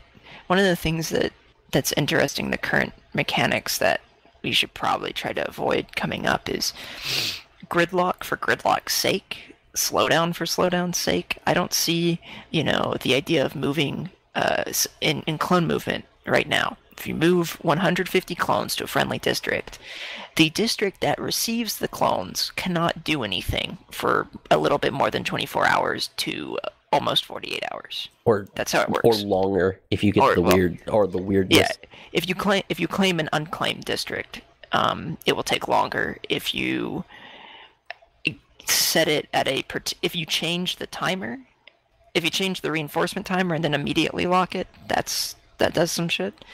But who cares? The point is that it takes at least 24 hours, even with that undocumented stuff. And this was obviously out of some sort of fear of, relay races. I'll transfer 150 clones here, and 150 clones here, and 150 clones to this surface research lab. We've got to have a system that intrinsically works better than that. Well, I think I'm kind of trying to bring this down to maybe a more vanilla level. But would it make sense? Let's say if you've got 8 districts on a planet that as you pointed out, Leither, they kind of they're a very homogenous thing, a district. Would it make sense if perhaps they did some different things that tied back to your warbarge modules or your warbarge advantage, district type A and B do this, C does this, D does that. And then perhaps if you own all the districts or the majority of the districts on a planet, you get, kind of a completionist bonus. It's a pretty common thing. You complete the set basically. And I think within a planet, you can move clones basically with little to no penalty. And then you have greater penalties to try to transfer if you were still using the clone mechanic. I guess you could in theory use some form of an MCC style mechanic, but does that kind of make sense, making the actual terrain matter in terms of the logistics of it? Because I'll be honest with you, I like the idea of having some kind of tools that allow for greater strategy, kind of the bigger chessboard stuff. I think that's something that there really needs to be cooked into this, because it's more than just having 16 guys with a great gun game. There's actual thought behind what puts them on the field. So it's good that you bring that up. That's something that actually has recurred quite a lot in a lot of discussions, and something that I've been really hammering on about is separating the logistical, each district, any surface and infrastructure into a single logistical use, so that you have interreliance. If you have a single district, you're probably going to need to park, this gets into some other stuff, but you're probably going to need to park a warbarge or something over it if you only have one, right? Because it just can't support itself. But to give you an idea of the kind of questions that you have to then ask are, okay, so you've split up the logistical mechanics, but that means that people do need to own more districts than they do now. If you're a reasonable team, you actually only need 5 to 8 districts at max right now, unless you're gunning for something. Of course, that's partially has to do with the fact that the population is atrophied, but perhaps said a different way, in the current mechanics, you should either own more than Neon Sun or 5. There's no point, because as Kane says, if someone can flood you, then there's not that much difference between getting flooded on a differential of 10 districts and a differential of 15 or 20, and the extra ones are just extra vulnerability. Okay, cool. So under a more localized system where, honestly, we've been imagining attrition as being much more restrictive, if only to simplify the amount of complication that's involved, because even under the old attrition bonuses from PC 1.0, you could still get 4 jumps out if you have enough clones, and this is kind of one of those the big boys have the advantage thing, because the only people who can afford to throw clones 4 jumps and have like half of them die are people with way too many clones. Once you do this amount of geographic centralization and expand the number of districts people want to have, you get into questions about how much more vulnerability is that?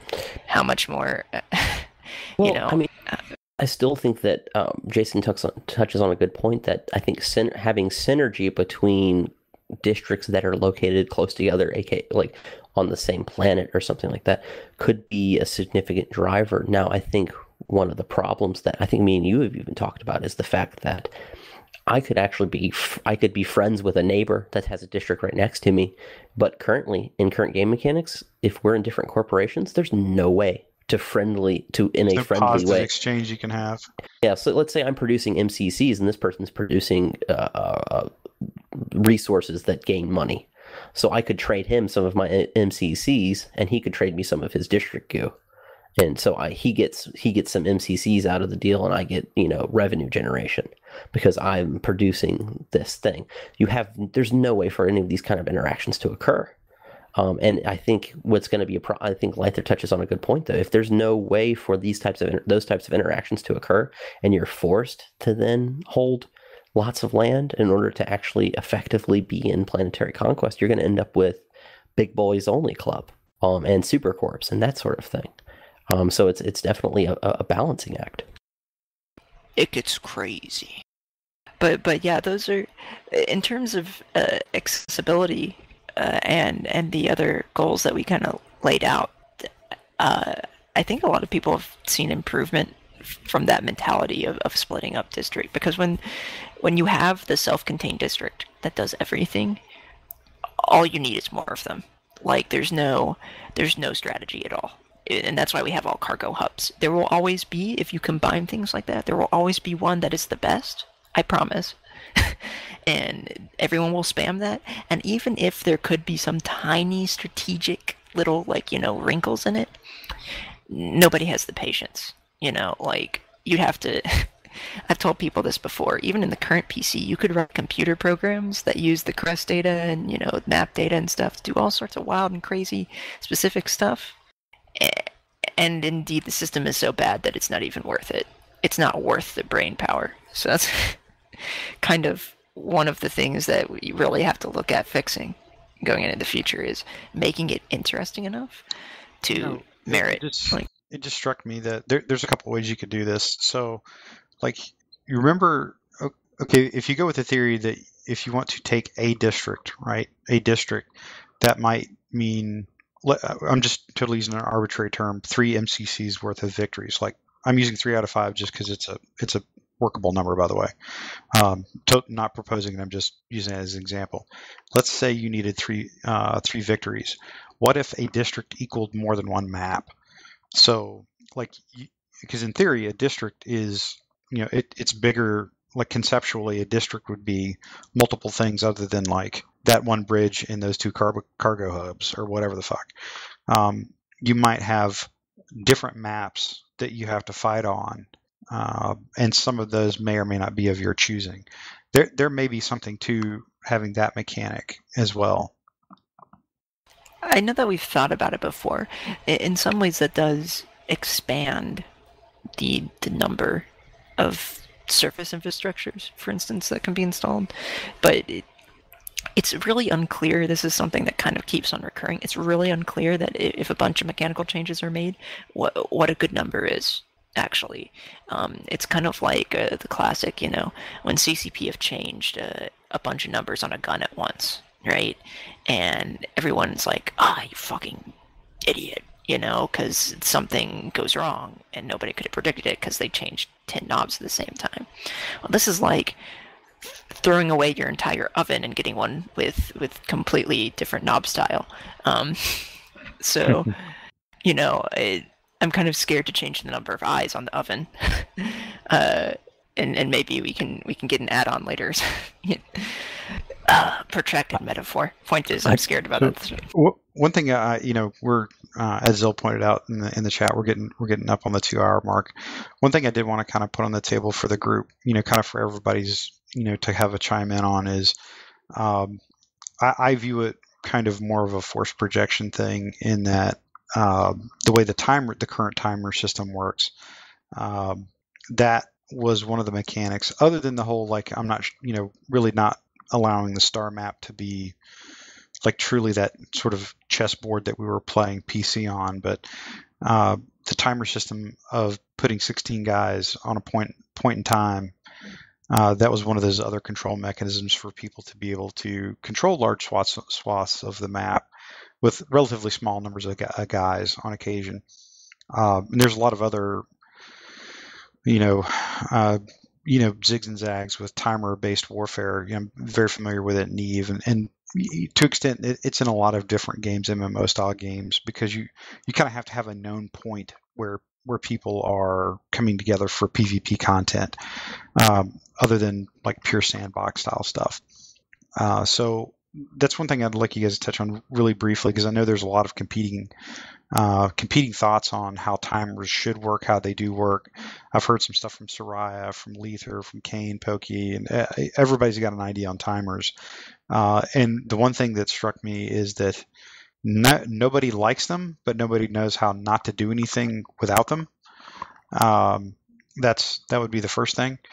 And like, how do we get more bang for the buck, or how do we make this useful in terms of the timers? Like one of the ideas that a lot of people have talked about attack windows, which I'm sure some of you will, but Terrible idea. How do you give an advantage to an attacker? Because in any other world, in any other time, in any other instance, the attacker has the initiative. They are selecting the time and the place of the fight. But if you actually got in and you somehow secured a district, you were the one controlling the time and the place of the fight, not the attacker. So I'll just kind of open that kind of very broad topic up to everybody, like what your general thoughts are on, do we want to keep the current timer mechanic, or do we want to adjust it? What should we do? Well, I think that in certain regards, first and foremost, I think timers are absolutely critical that they exist in some form. There has to be elements to the game design that allow combat to take place, particularly when other people are there. And I think I've seen some ideas that say, we'll go halfway to ensuring that other people are there. But I think one of the key points in why I personally lean towards defender-initiated combat, to the degree that they're at least setting the when and where, is the fact that if the defender is setting that up, they're there, and the person who's attacking them is obviously there. So combat will occur. I think no-show matches are, particularly in the light that many no-show matches are profited from, is one of the key issues, one of the problems. And I think that timers, particularly in the case of capturing districts, is absolutely critical to remain in the game in some form, but that I would like to see at a later phase in the development of this whole process that there be a way to open up a timer or open up a district for non-capture fights that are obviously lower stakes, just for money or whatnot. That someone can say, well, we've got a team, we got a district, let's fight on it, and then we can open it up and other people can go, and for also a very low cost, with no timer, just go and fight them over it. For whatever, some rewards, some income, resources, whatever. As far as the way timers work, my biggest pet peeve is the ability for people to move them out of a time zone that is playable. Obviously, Nyansan has 50 districts in the 1200 timer, or did they move it to 1300? But isn't that relative to the group, though? What is playable to me may not be playable to you. So, but the issue in question is if I lose a district, if you want to associate some sort of attachment to a district, and a lot of people do, they have that ownership of that, and if someone takes it from them, you want to take it back. And when you lose it on a weekend day when they, are able to get up at a weird hour, and then they just move it off to a time when you can never ever have any chance of ever getting it back, is terrible. It's a bad experience. It's not fun. And not only that, but most of those cross-regional battles are the laggiest and the worst, where you get the absolute worst experience that's possibly achievable to attain in the game of Dust 514. Yeah, but the worst lag, the worst. Dude, I don't care what time zone you're in. When you're playing people from fucking Portugal, it's going to be bad. Yeah. Right. But look, now the other thing is, I think you hit on a point that's important, is that people saying, okay, I take this from you and then I move it in a dramatic fashion to another timer. I think what we are enumerating, though, is a problem in which timers may be too fluid, but I think trying to freeze them. You did interrupt me a little bit. Can I get back? Can I finish? Because I actually was going to get to that. Okay, I got silence. I'm going with it. So I think the ability to move timers, I've been the big proponent of fixing timers and just setting them, scattering them based on player base, and then locking them.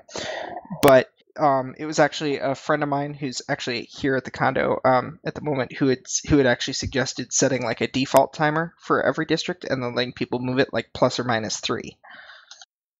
I have a really big problem with that because of geographical considerations and also selection considerations. How do you select what the default is? You can say, well, we look at a snapshot of the player base at X time, and we scatter it based on region, and maybe that works the first time, but not only is that declaring perhaps retroactively what the player base is composed of, and that can screw over people for no reason.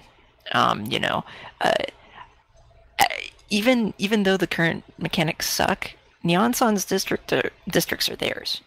They got those as honestly as anyone else hasn't during using the mechanics. And I think it undermines the idea of planetary conquest that they would somehow be forced into an unfavorable footing by something out of the game, by basically CCP's algorithm. Also, there's an element of gamification. I shouldn't use gamification, it's not really the word. There's an element of gaming the algorithm.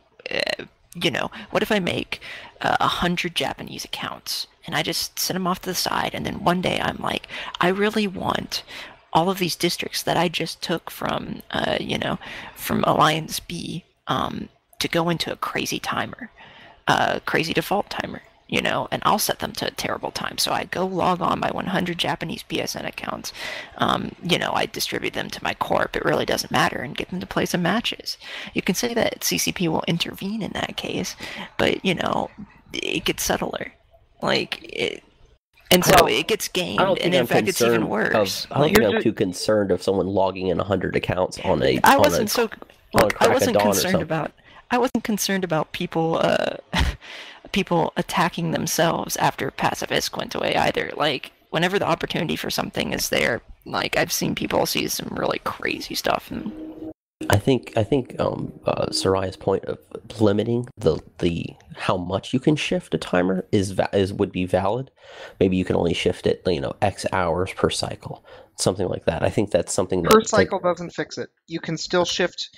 Your problem is you look at the Asian timer where there's very little competition but a massive number of districts, and then you'll have other areas where there's very few choices, even though there may be a lot of corps who want to participate. And that's why I think to some degree you need to lock it down to keep things in the rough time zone that they're in. And I think the thing is, but you're basing a projection on some kind of arbitrary participation that you have absolutely no way of declaring, because you are completely changing PC mechanics in order to increase participation. So there's no way unless you guys can see the future perfectly. I think you have to base it on overall what percentage population. Of it, you don't have any idea of what overall part of the population actually wants to participate in planetary conquest, because one of the things is Nyan-san wouldn't be such an issue if the Japanese community were more actively involved in planetary conquest. Now the thing is, it could very well be that the Asian time zone, which would also include parts of Russia as well, it could And be Australia. and Australia as well could actually make up 20% of the population. So if you take a look at the map and you say, oh, well, there's only needs to be 20% of the timer set to a certain time zone. Oh, well, there already are only 20% set to a 1200 timer. And not only that, if you actually take a look historically at what's been going on with districts, especially since passive ISK removal, you had Neon Sun sitting at 25 point something percent in the day. But then they went up to 40% ownership after the collapse of Era, and now that 40% has actually shrunk down to 20%, and it's continuing to decline. So what you may actually be doing is taking away a lot of player freedom to actually solve a problem that over time solves itself through player activity. The problem hasn't solved itself in a year. It's still there. This is. Let me talk about Neon Sun. Neon Sun is the example. Okay, let's think about how Neon Sun. Of many, but yes. Look, well, no, they're like the quintessential the quintessential symptom of what happened to PC. But keep in mind how Neon Sun obtained their districts originally, other than the big influx that they had when there were some collapses later on. Neon Sun very slowly gained districts out of their time zone, okay? And in fact, with very little help, maybe a little bit from negative feedback in the beginning. And then they would switch it over. And the game mode, PC, did not encourage people to take them back at all when Neon Sun had fewer districts. And then, as they got a critical mass, people... The coordinators of PC, Kane can contradict this, but I'm pretty sure, Kane pretty much fed them districts for the obvious reason, because they could hide it at 1300, and people could play. They eventually became part of the tactics, and to this day remain like that. So it wasn't like the mechanics of timers explicitly encourage that in a vacuum. There were a lot of things, and there are a lot of people who have saved Neon Sun, and there are a lot of mass attacks that have been planned against Neon Sun that have fallen through because of spying, diplomacy, and other factors. Shit has happened. Neon Sun has somehow survived it. So it's not just the mechanics, and I feel like with the severe shift in both the way PC works, encouraging people not to just let those districts lie because they're out of their time zone, but also adding, I like the window concept, adding a variability to where they can't make it perfectly 1300, and because they can't make it perfectly 1300, you have an even harder time getting defenders on for them, because that's what saved them in the past, is U.S. time zone defenders. Let me I am suggesting, though, or at least the suggestion I was conveying, was that there would be a fixed 6 hours that you could move that timer within for a given district. That you would have some flexibility, but not the ability to remove it from its time zone, essentially.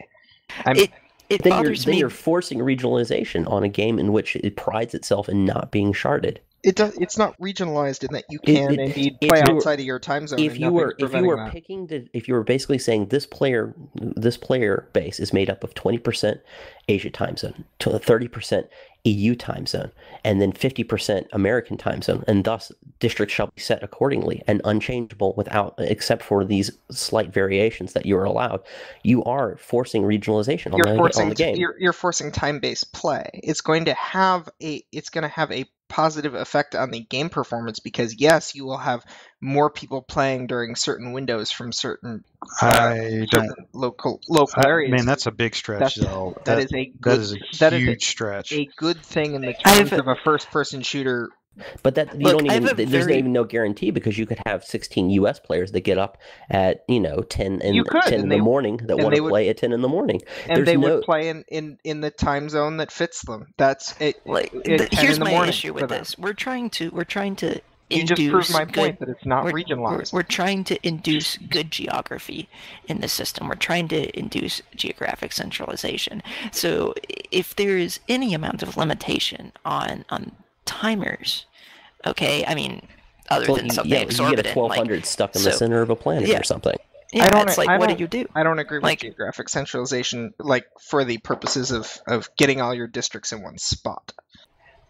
Then, I mean, okay, I can see if you don't like want to drive towards that, then you don't necessarily see the problem. But for anybody who does, it's a massive problem. It's like I have this clique of districts that I just took away from people, and I can't, I either have to take this horrid timer so that I can have the piece of infrastructure that I need in the place that I need it, or I have to leave it like a thorn in my side. And who made it that way? Oh, CCP's magical algorithm. Like, Yeah, I think Leith is really hitting a good point there, that if you want geography to matter, if you want alliances to actually matter, if you want districts to be able to assist one another via the flow of resources or whatever metric, if you're an alliance that is primarily North America, but you've got, say, a couple Japanese corp and maybe a couple UK corps, if you've got the districts that are locked effectively in a certain time slot, people are going to want to play in their time slot. That's fine. But the problem is that, do I get screwed as alliance because the UK planet is somewhere else and the Japanese planet is somewhere else away from my North America planet? And now I don't get any of those benefits simply because this algorithm has locked in a time slot that isn't near where my other districts are, and thus my alliance is weaker because of it. I think that's bullshit. Well, it should be randomized. It shouldn't be that far from any particular thing. So- If it's randomized, then you have no reason to own districts within your localization either, because now you've got other time slots that, if you want to take a planet and it's randomized, and if there's a bonus for taking that planet, or just the fact that it's beneficial to have that planet, I don't you're think screwed. it should be beneficial to own a whole planet. You don't think the location of resources should be beneficial to other districts you own around the area? I'm not hot on the idea yet. I haven't seen anything that sells it to me. Because, I mean, that would be like saying, like, okay, in nullsec, we're just going to kind of scatter sovereignty around like white noise, and it doesn't matter if it's all together. Cause I don't think you should have. You should be looking at this in terms of, if we want more people to be playing this with 245 districts. I don't think we should be talking, oh look, I'm going to own this whole planet, which is a sizable percentage of, or whole region, or whole. Then you're taking away a major completion goal that a lot of players have.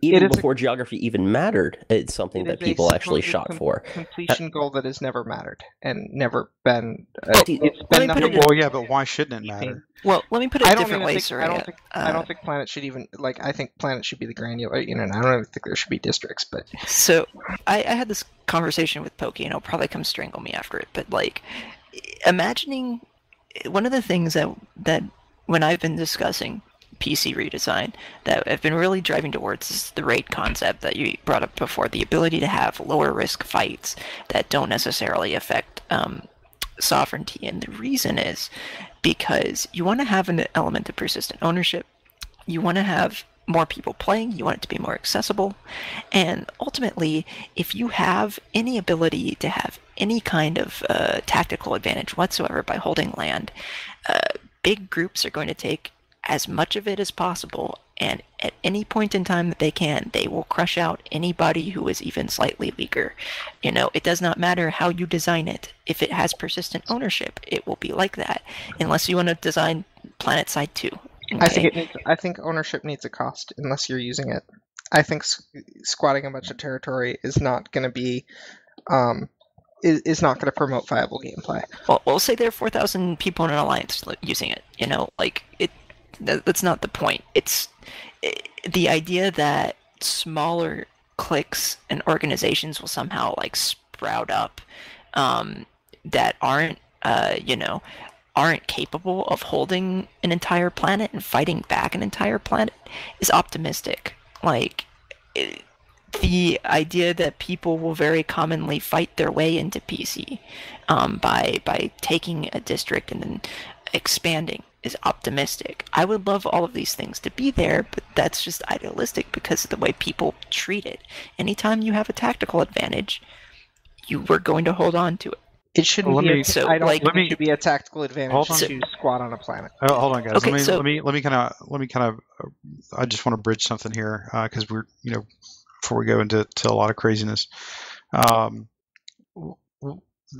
the advantages that you're describing when you talk about timer-based warfare, it kind of comes down to a couple things. And I think the ideas that I hear everybody talking about aren't necessarily mutually exclusive to a degree. If you own the district, should you be able to manipulate the timer to a degree? Probably yes. But should the attacker get some kind of advantage? Yes. That's also a limiting factor on people not being able to stack up 20 timers, in a way that they personally want to, and then their entire dust experience is nothing but PCs basically. At that point, there's ways that you can do that. I think it is a hybrid of the attack window and the current, point time mechanic that we have. You have the window of time set by the defender, but the attacker can select whenever he wants to go in there. Yeah. I would offer this. As much as I enjoyed what the French basically holding off, Kane Spero and the evilness of DNS Black, there is no way that group of guys, I was rooting for them in all fairness and full disclosure, but there's no way they should have been able to hold off that many attacks from that many people. If there's even some sort of variance put in, because if you're the attacker, that's also, by the way, one of the reasons that it's very difficult to get into PC. The tactical advantage is all on the side of the defender. We can use, everybody likes to use Nye and Sam, but it could be a European corp. It could be, I'm on the West Coast, but a lot of the guys in OSG back when we were really heavily into PC, they were all East Coast guys. So most of our fights were East Coast primetime, which that's a 3-hour difference. That's not insignificant. That's pretty serious. So I would have to miss probably about 50% of the PCs just because my schedule didn't match. Okay, that's just how it works sometimes. But kind of the point is, you can't have all of the timer-based tactical advantages on the defender's side. There's got to be something that helps the attacker at least get there. And that would be just something I would kind of offer to the group. It's I don't know how you do it, but I think there's a way that you can kind of split the difference between what I hear you guys talking about. And the other thing is, I don't think having artificial means of telling people when a fight's going to happen is probably a good thing. I think if the fight occurs based on player-driven activity inside the game, I am initiating attack in a time that will help me because it is favorable to me as an attacker, that's great. That's the advantage an attacker has had throughout time immemorial under any circumstance of conflict. Why we don't attempt to at least replicate that a little bit, I don't know. But that's just something I would just, like I said, I just want to put that out there before we got too crazy going down the timer route. You mentioned the whole a window and then the attacker picking part of that when in that window to actually launch an attack. That's something I've heard a couple of times, and I think I actually kind of like. So the defender sets, okay, I plan on making my forces available during this 2-hour window or this 3-hour window or whatever it ends up being. But the attacker's the one who says, all right, that's when you say that you're going to be available. I'm going to pick this specific time within this window to fight you tomorrow on. And I think that's a really, this is something that I've thought a lot about, is that, the control is entirely on the defender's side, including stuff with reattacks. Satara can tell you stories about how he would use reattacks that would happen against his districts when he no-showed in order to manipulate when a timer would actually pop for half of his districts. And of course he had that luxury since he was the defender. And this is one of the things that scares me about making too many changes.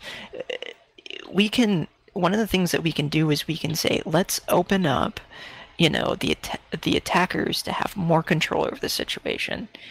And then let's keep these other mechanical changes in reserve, write them down that give the attackers even more advantage, or that change the situation even more strongly, and see where it ends up hitting the equilibrium. Come back to it and say, okay, the attackers didn't have enough advantage. Everyone's still, incentivized to give neons on more and more districts to hide behind timers, or whether it's the exact opposite. Because if we make that many changes, we're talking about a ton of changes at the same time, and I very much fear that we're gonna end up suggesting something to the CCP that is an overreaction to the current climate. So I just want to say I think a lot of thinking about the timers is slightly backwards. I truly honestly believe that the timers need to be something more along the lines of I want this to be the time when my corp and my people and my folks can have the most amount of fun. I mean, quantify it a bit. You know, are you just you're saying it? You should be able to match it to your activity time. That Basically, but that's where I honestly think that timers need to become and need to be placed at instead of this huge shelf 33 cup game. My biggest issue with the attack window concept is that to my understanding, very few groups have more than one or two people at best who handle the logistics in the organization. You know, those people who kind of have to be there every time to get everything going right. And the biggest concern that I have there, I mean, our issue more than anything was having, leaders running. We used platoon leaders as our statement for who they were, and we rarely had more than one or two at a time. And to tell those platoon leaders, ran themselves ragged, burned themselves out on having to be there like every day for and they'd be on for their hour like every day to protect the district. But to tell them, oh, now your entire evening is dedicated to being on this game, like every day, or and even if 24 hours in advance which hour the match will be at, you're still talking about an inability to have a normal life outside of that, because you can't schedule your life around an event that you don't know the time of until 23 hours in advance. It's just not it's not functional for those people to be able to live a life and also play the game. I mean, I've been that guy, right? For a long while, and to me, the improvements that need to be made are lowering the risk so that you can lowering the risk and increasing the accessibility so that you can train bigger cohorts of people so that you're not. I mean, one of the reasons I was on all the time was just being there to make sure 16 people showed up in the right stuff, right? And it sounds funny, but that that's what PC of today kind of instigates. It's because you have such high stakes. You always have to be showing your best face. And the other thing is that the logistical tools suck. I wish we could improve those. One of the things I liked about Team Deploy was the ease of just slapping together a team. I mean, let's be. Here's the thing, guys. Let's be very. Zell made some. Those are legit points. Okay. I mean, a lot of us in here are. Generally what I found is in Dust, you have a lot of people who are in high school or in college. They're in some kind of school. Then you got a lot of other people that have like day jobs. Like me, Pokey, Zell, I think Kane, SirManBoy, like Jake. We all have like professional lives, like big boy professional lives too. So there is a desire not to want to have to know life things, but the reality is that you have to reward activity and consistency and presence. And fundamentally, what this gets down to is if you want an organization that can A, take and then B, hold territory, it has to be built to do that. It's got to have the right number of people, the right type of people, and you got to have some leadership and you got to have some focus and some goals involved in it. And that's just how it is. I mean, that's no different in any other large scale game. So, I mean, I from an individual standpoint, Zell, I absolutely can see your point of view as an individual based on your experiences. I would offer to you that a lot of other people have very different experiences that are very, very opposed to your view, but that doesn't mean that their experience is any less valid than yours. So I mean, like in OSG, we were a pretty small corporation. I mean, legitimately, I mean, Pokey, help me out. I think we would, like on the day of a PC, we would maybe have 25 or 30 people on, maybe. And that's like a call to arms kind of thing. People showing up daily, maybe enough, like 15 people, 15 to 20 people. And that was never That's at one right. point in time. But if you needed a PC, we would always be turning guys away. You build people that can, do the management structure within your corp. I mean, Kane knows this as well as anybody in the room. Like, you have some people that do that organizing you're talking about, Zell, but there's also a lot of other people that are working with you and for you. And I don't think anybody was running more PCs a day than some of the things that Kane or Zatara or, even Cubs did. I mean, the guys, a lot of groups can do this. A lot of smaller groups do it. A lot of bigger groups can do it. Sometimes a bigger group isn't as well organized. Sometimes a smaller group is much more organized and can do it, but they just don't have the manpower to, hold 10 districts. They can't do that. I mean, that's why the team players model was very effective. They had to hold some things, and they did for a while, but ultimately they just became a very effective merc force. Very much kind of like how PL works, in Eve. So like I said, it's a different perspective, but I don't see the showstoppers that you see. Like, I feel like intrinsically it's the lack of good tools that burns people out. I know whenever I need to run, more than one team, which was frequently back when it was actually active, but that's when your hair would light on fire, because you're having to talk to a different squad leader in each squad, in at least 3 squads, for 2 teams. You're trying to get them set up, you're trying to get them with the right people, you're trying to make sure everybody knows what battle they're going into, etc., etc., etc. It's the 1,000 jagged cuts thing, and there's nothing that helps you at all mechanically. Who's gonna? Okay, it's squad. You have 2. Let's say you have, even if you have the numbers on, you could end up with like a squad deploying to the wrong PC match. Leither hits on a really good point. Like, there's no team building tools in the game at all to say, okay, I have now made Team A. Team A is going to District 1. Team B that has now been assembled is going to go to District 2. There really isn't anything except for the organization that use terms of leaders and stuff like that to actually affect a logistical hurdle. Yeah, no, I think there's been a lot of good points put out on this, kind of left, right, and center. My last thing, because I know I'm the one pushing for us to wind it down, but my biggest thing is, I think some of the feedback is based on how to handle situations that hopefully should never ever occur if the new system is designed well. I don't think that figuring out a mass attack should be something that people are dealing with, because I don't think we should be in a situation where we have a system that is bad enough to require mass attacks to work. But you do think they should be able to do them, right? If we get into that crazy of a situation, I don't think the system. I think some of the ideas I've heard about allowing people to pick the timers that they attack is about, being able to prevent people from scattering their timers and resisting being attacked all at once. But I don't think that you should have a situation where a ton of people can, where a corp of say 16 people can have or wants to have 10 districts or 20 districts or 50 districts.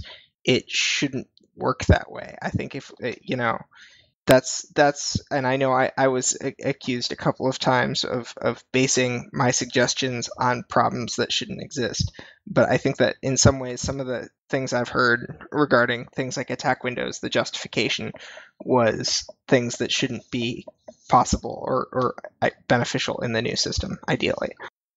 I want the show to wind down, but you can't get around mass attacks. It's how, if you try to diverge from that, then you get basically what we have in the current system. It's people who have a small elite force, if you will win out. So, very quick.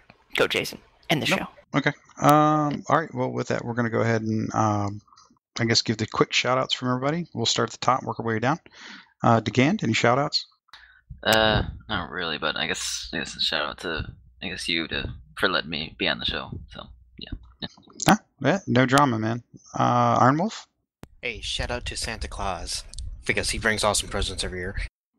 That's the best one I've heard in a while. Let's see, Kane?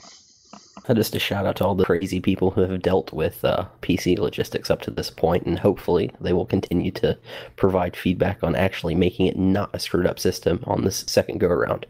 Yeah, no, I can tell about that one. Leither?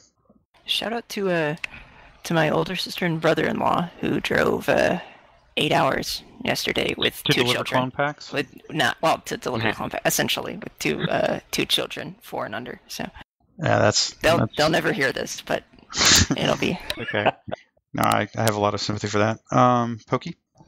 Shout out to all the CPM that came to join us today. You've certainly put my mind at ease. I was a little concerned that CCP's focus was not where it needed to be, but you have outlined a bunch of key issues concerning PC that you're obviously aware of, and that makes me very happy. So thank you for all your work. SMB, if you're still awake? I am. Shout out to all the guys over at Molan Labe. Shout out to Logis. I'm looking out for you guys. Cross and I are definitely going to continue our work on trying to improve your plight. A shout out to former MAG players and a shout out really just in general to the whole community. Thanks for supporting the game and continuing to play. It's a lot of fun these days, I think, and I'm looking forward to further improvements. So, All right, man. Hey, I appreciate that. Zell? Shout out to audible.com for sorry. It's from the Skype channel, I swear. Yeah, we should do ads. That is funny, actually. Okay, so That's it. I got nothing. That's all right. I threw away both my intro and my shout out today on jokes. Yeah, no problem. Well, I'm Jason Larson, and I'd like to give a quick shout out to everybody that showed up tonight to have a pretty engaged 2 hour and 20+ minute discussion on some pretty heavy in-game topics coming out of the holiday break. I do attribute the long length of this episode mostly to the fact that we've had a lot of discussions, forums, out of game, Skype, stuff like that for the last month. So really appreciate everybody coming on. And again, a lot of these can be some fairly charged topics, when you're describing, because people want this all to turn out well. And a lot of folks are, you have to base things off your personal experience, but you also have to try to remove yourself from the equation and try to look at both sides. So that's something I offer for all the listeners. Just kind of think through it and make sure that you engage folks on the CPM and engage some of the community leaders that are not CPM on your thoughts about PC. I mean, there's a lot of topics in the forum. Hit us up in game, whatever. Or not even. I'm not really a community leader, but guys like Pokey, Leither, Catmerk, guys like that. A lot of people are working on Kane Spero again, working on things to bring to the CPM or bring to CCP on this. So get engaged, be part of the process, and hopefully this will turn out much better than it did the last time. I think that's what we all want in the end. The last 2 times. Yeah, well, fair point. So with that, we're going to call episode 43-8. We're going to bring that one to a close, and we appreciate everybody for coming to another episode of Biomassed. I'm also being bribed, so I have to say that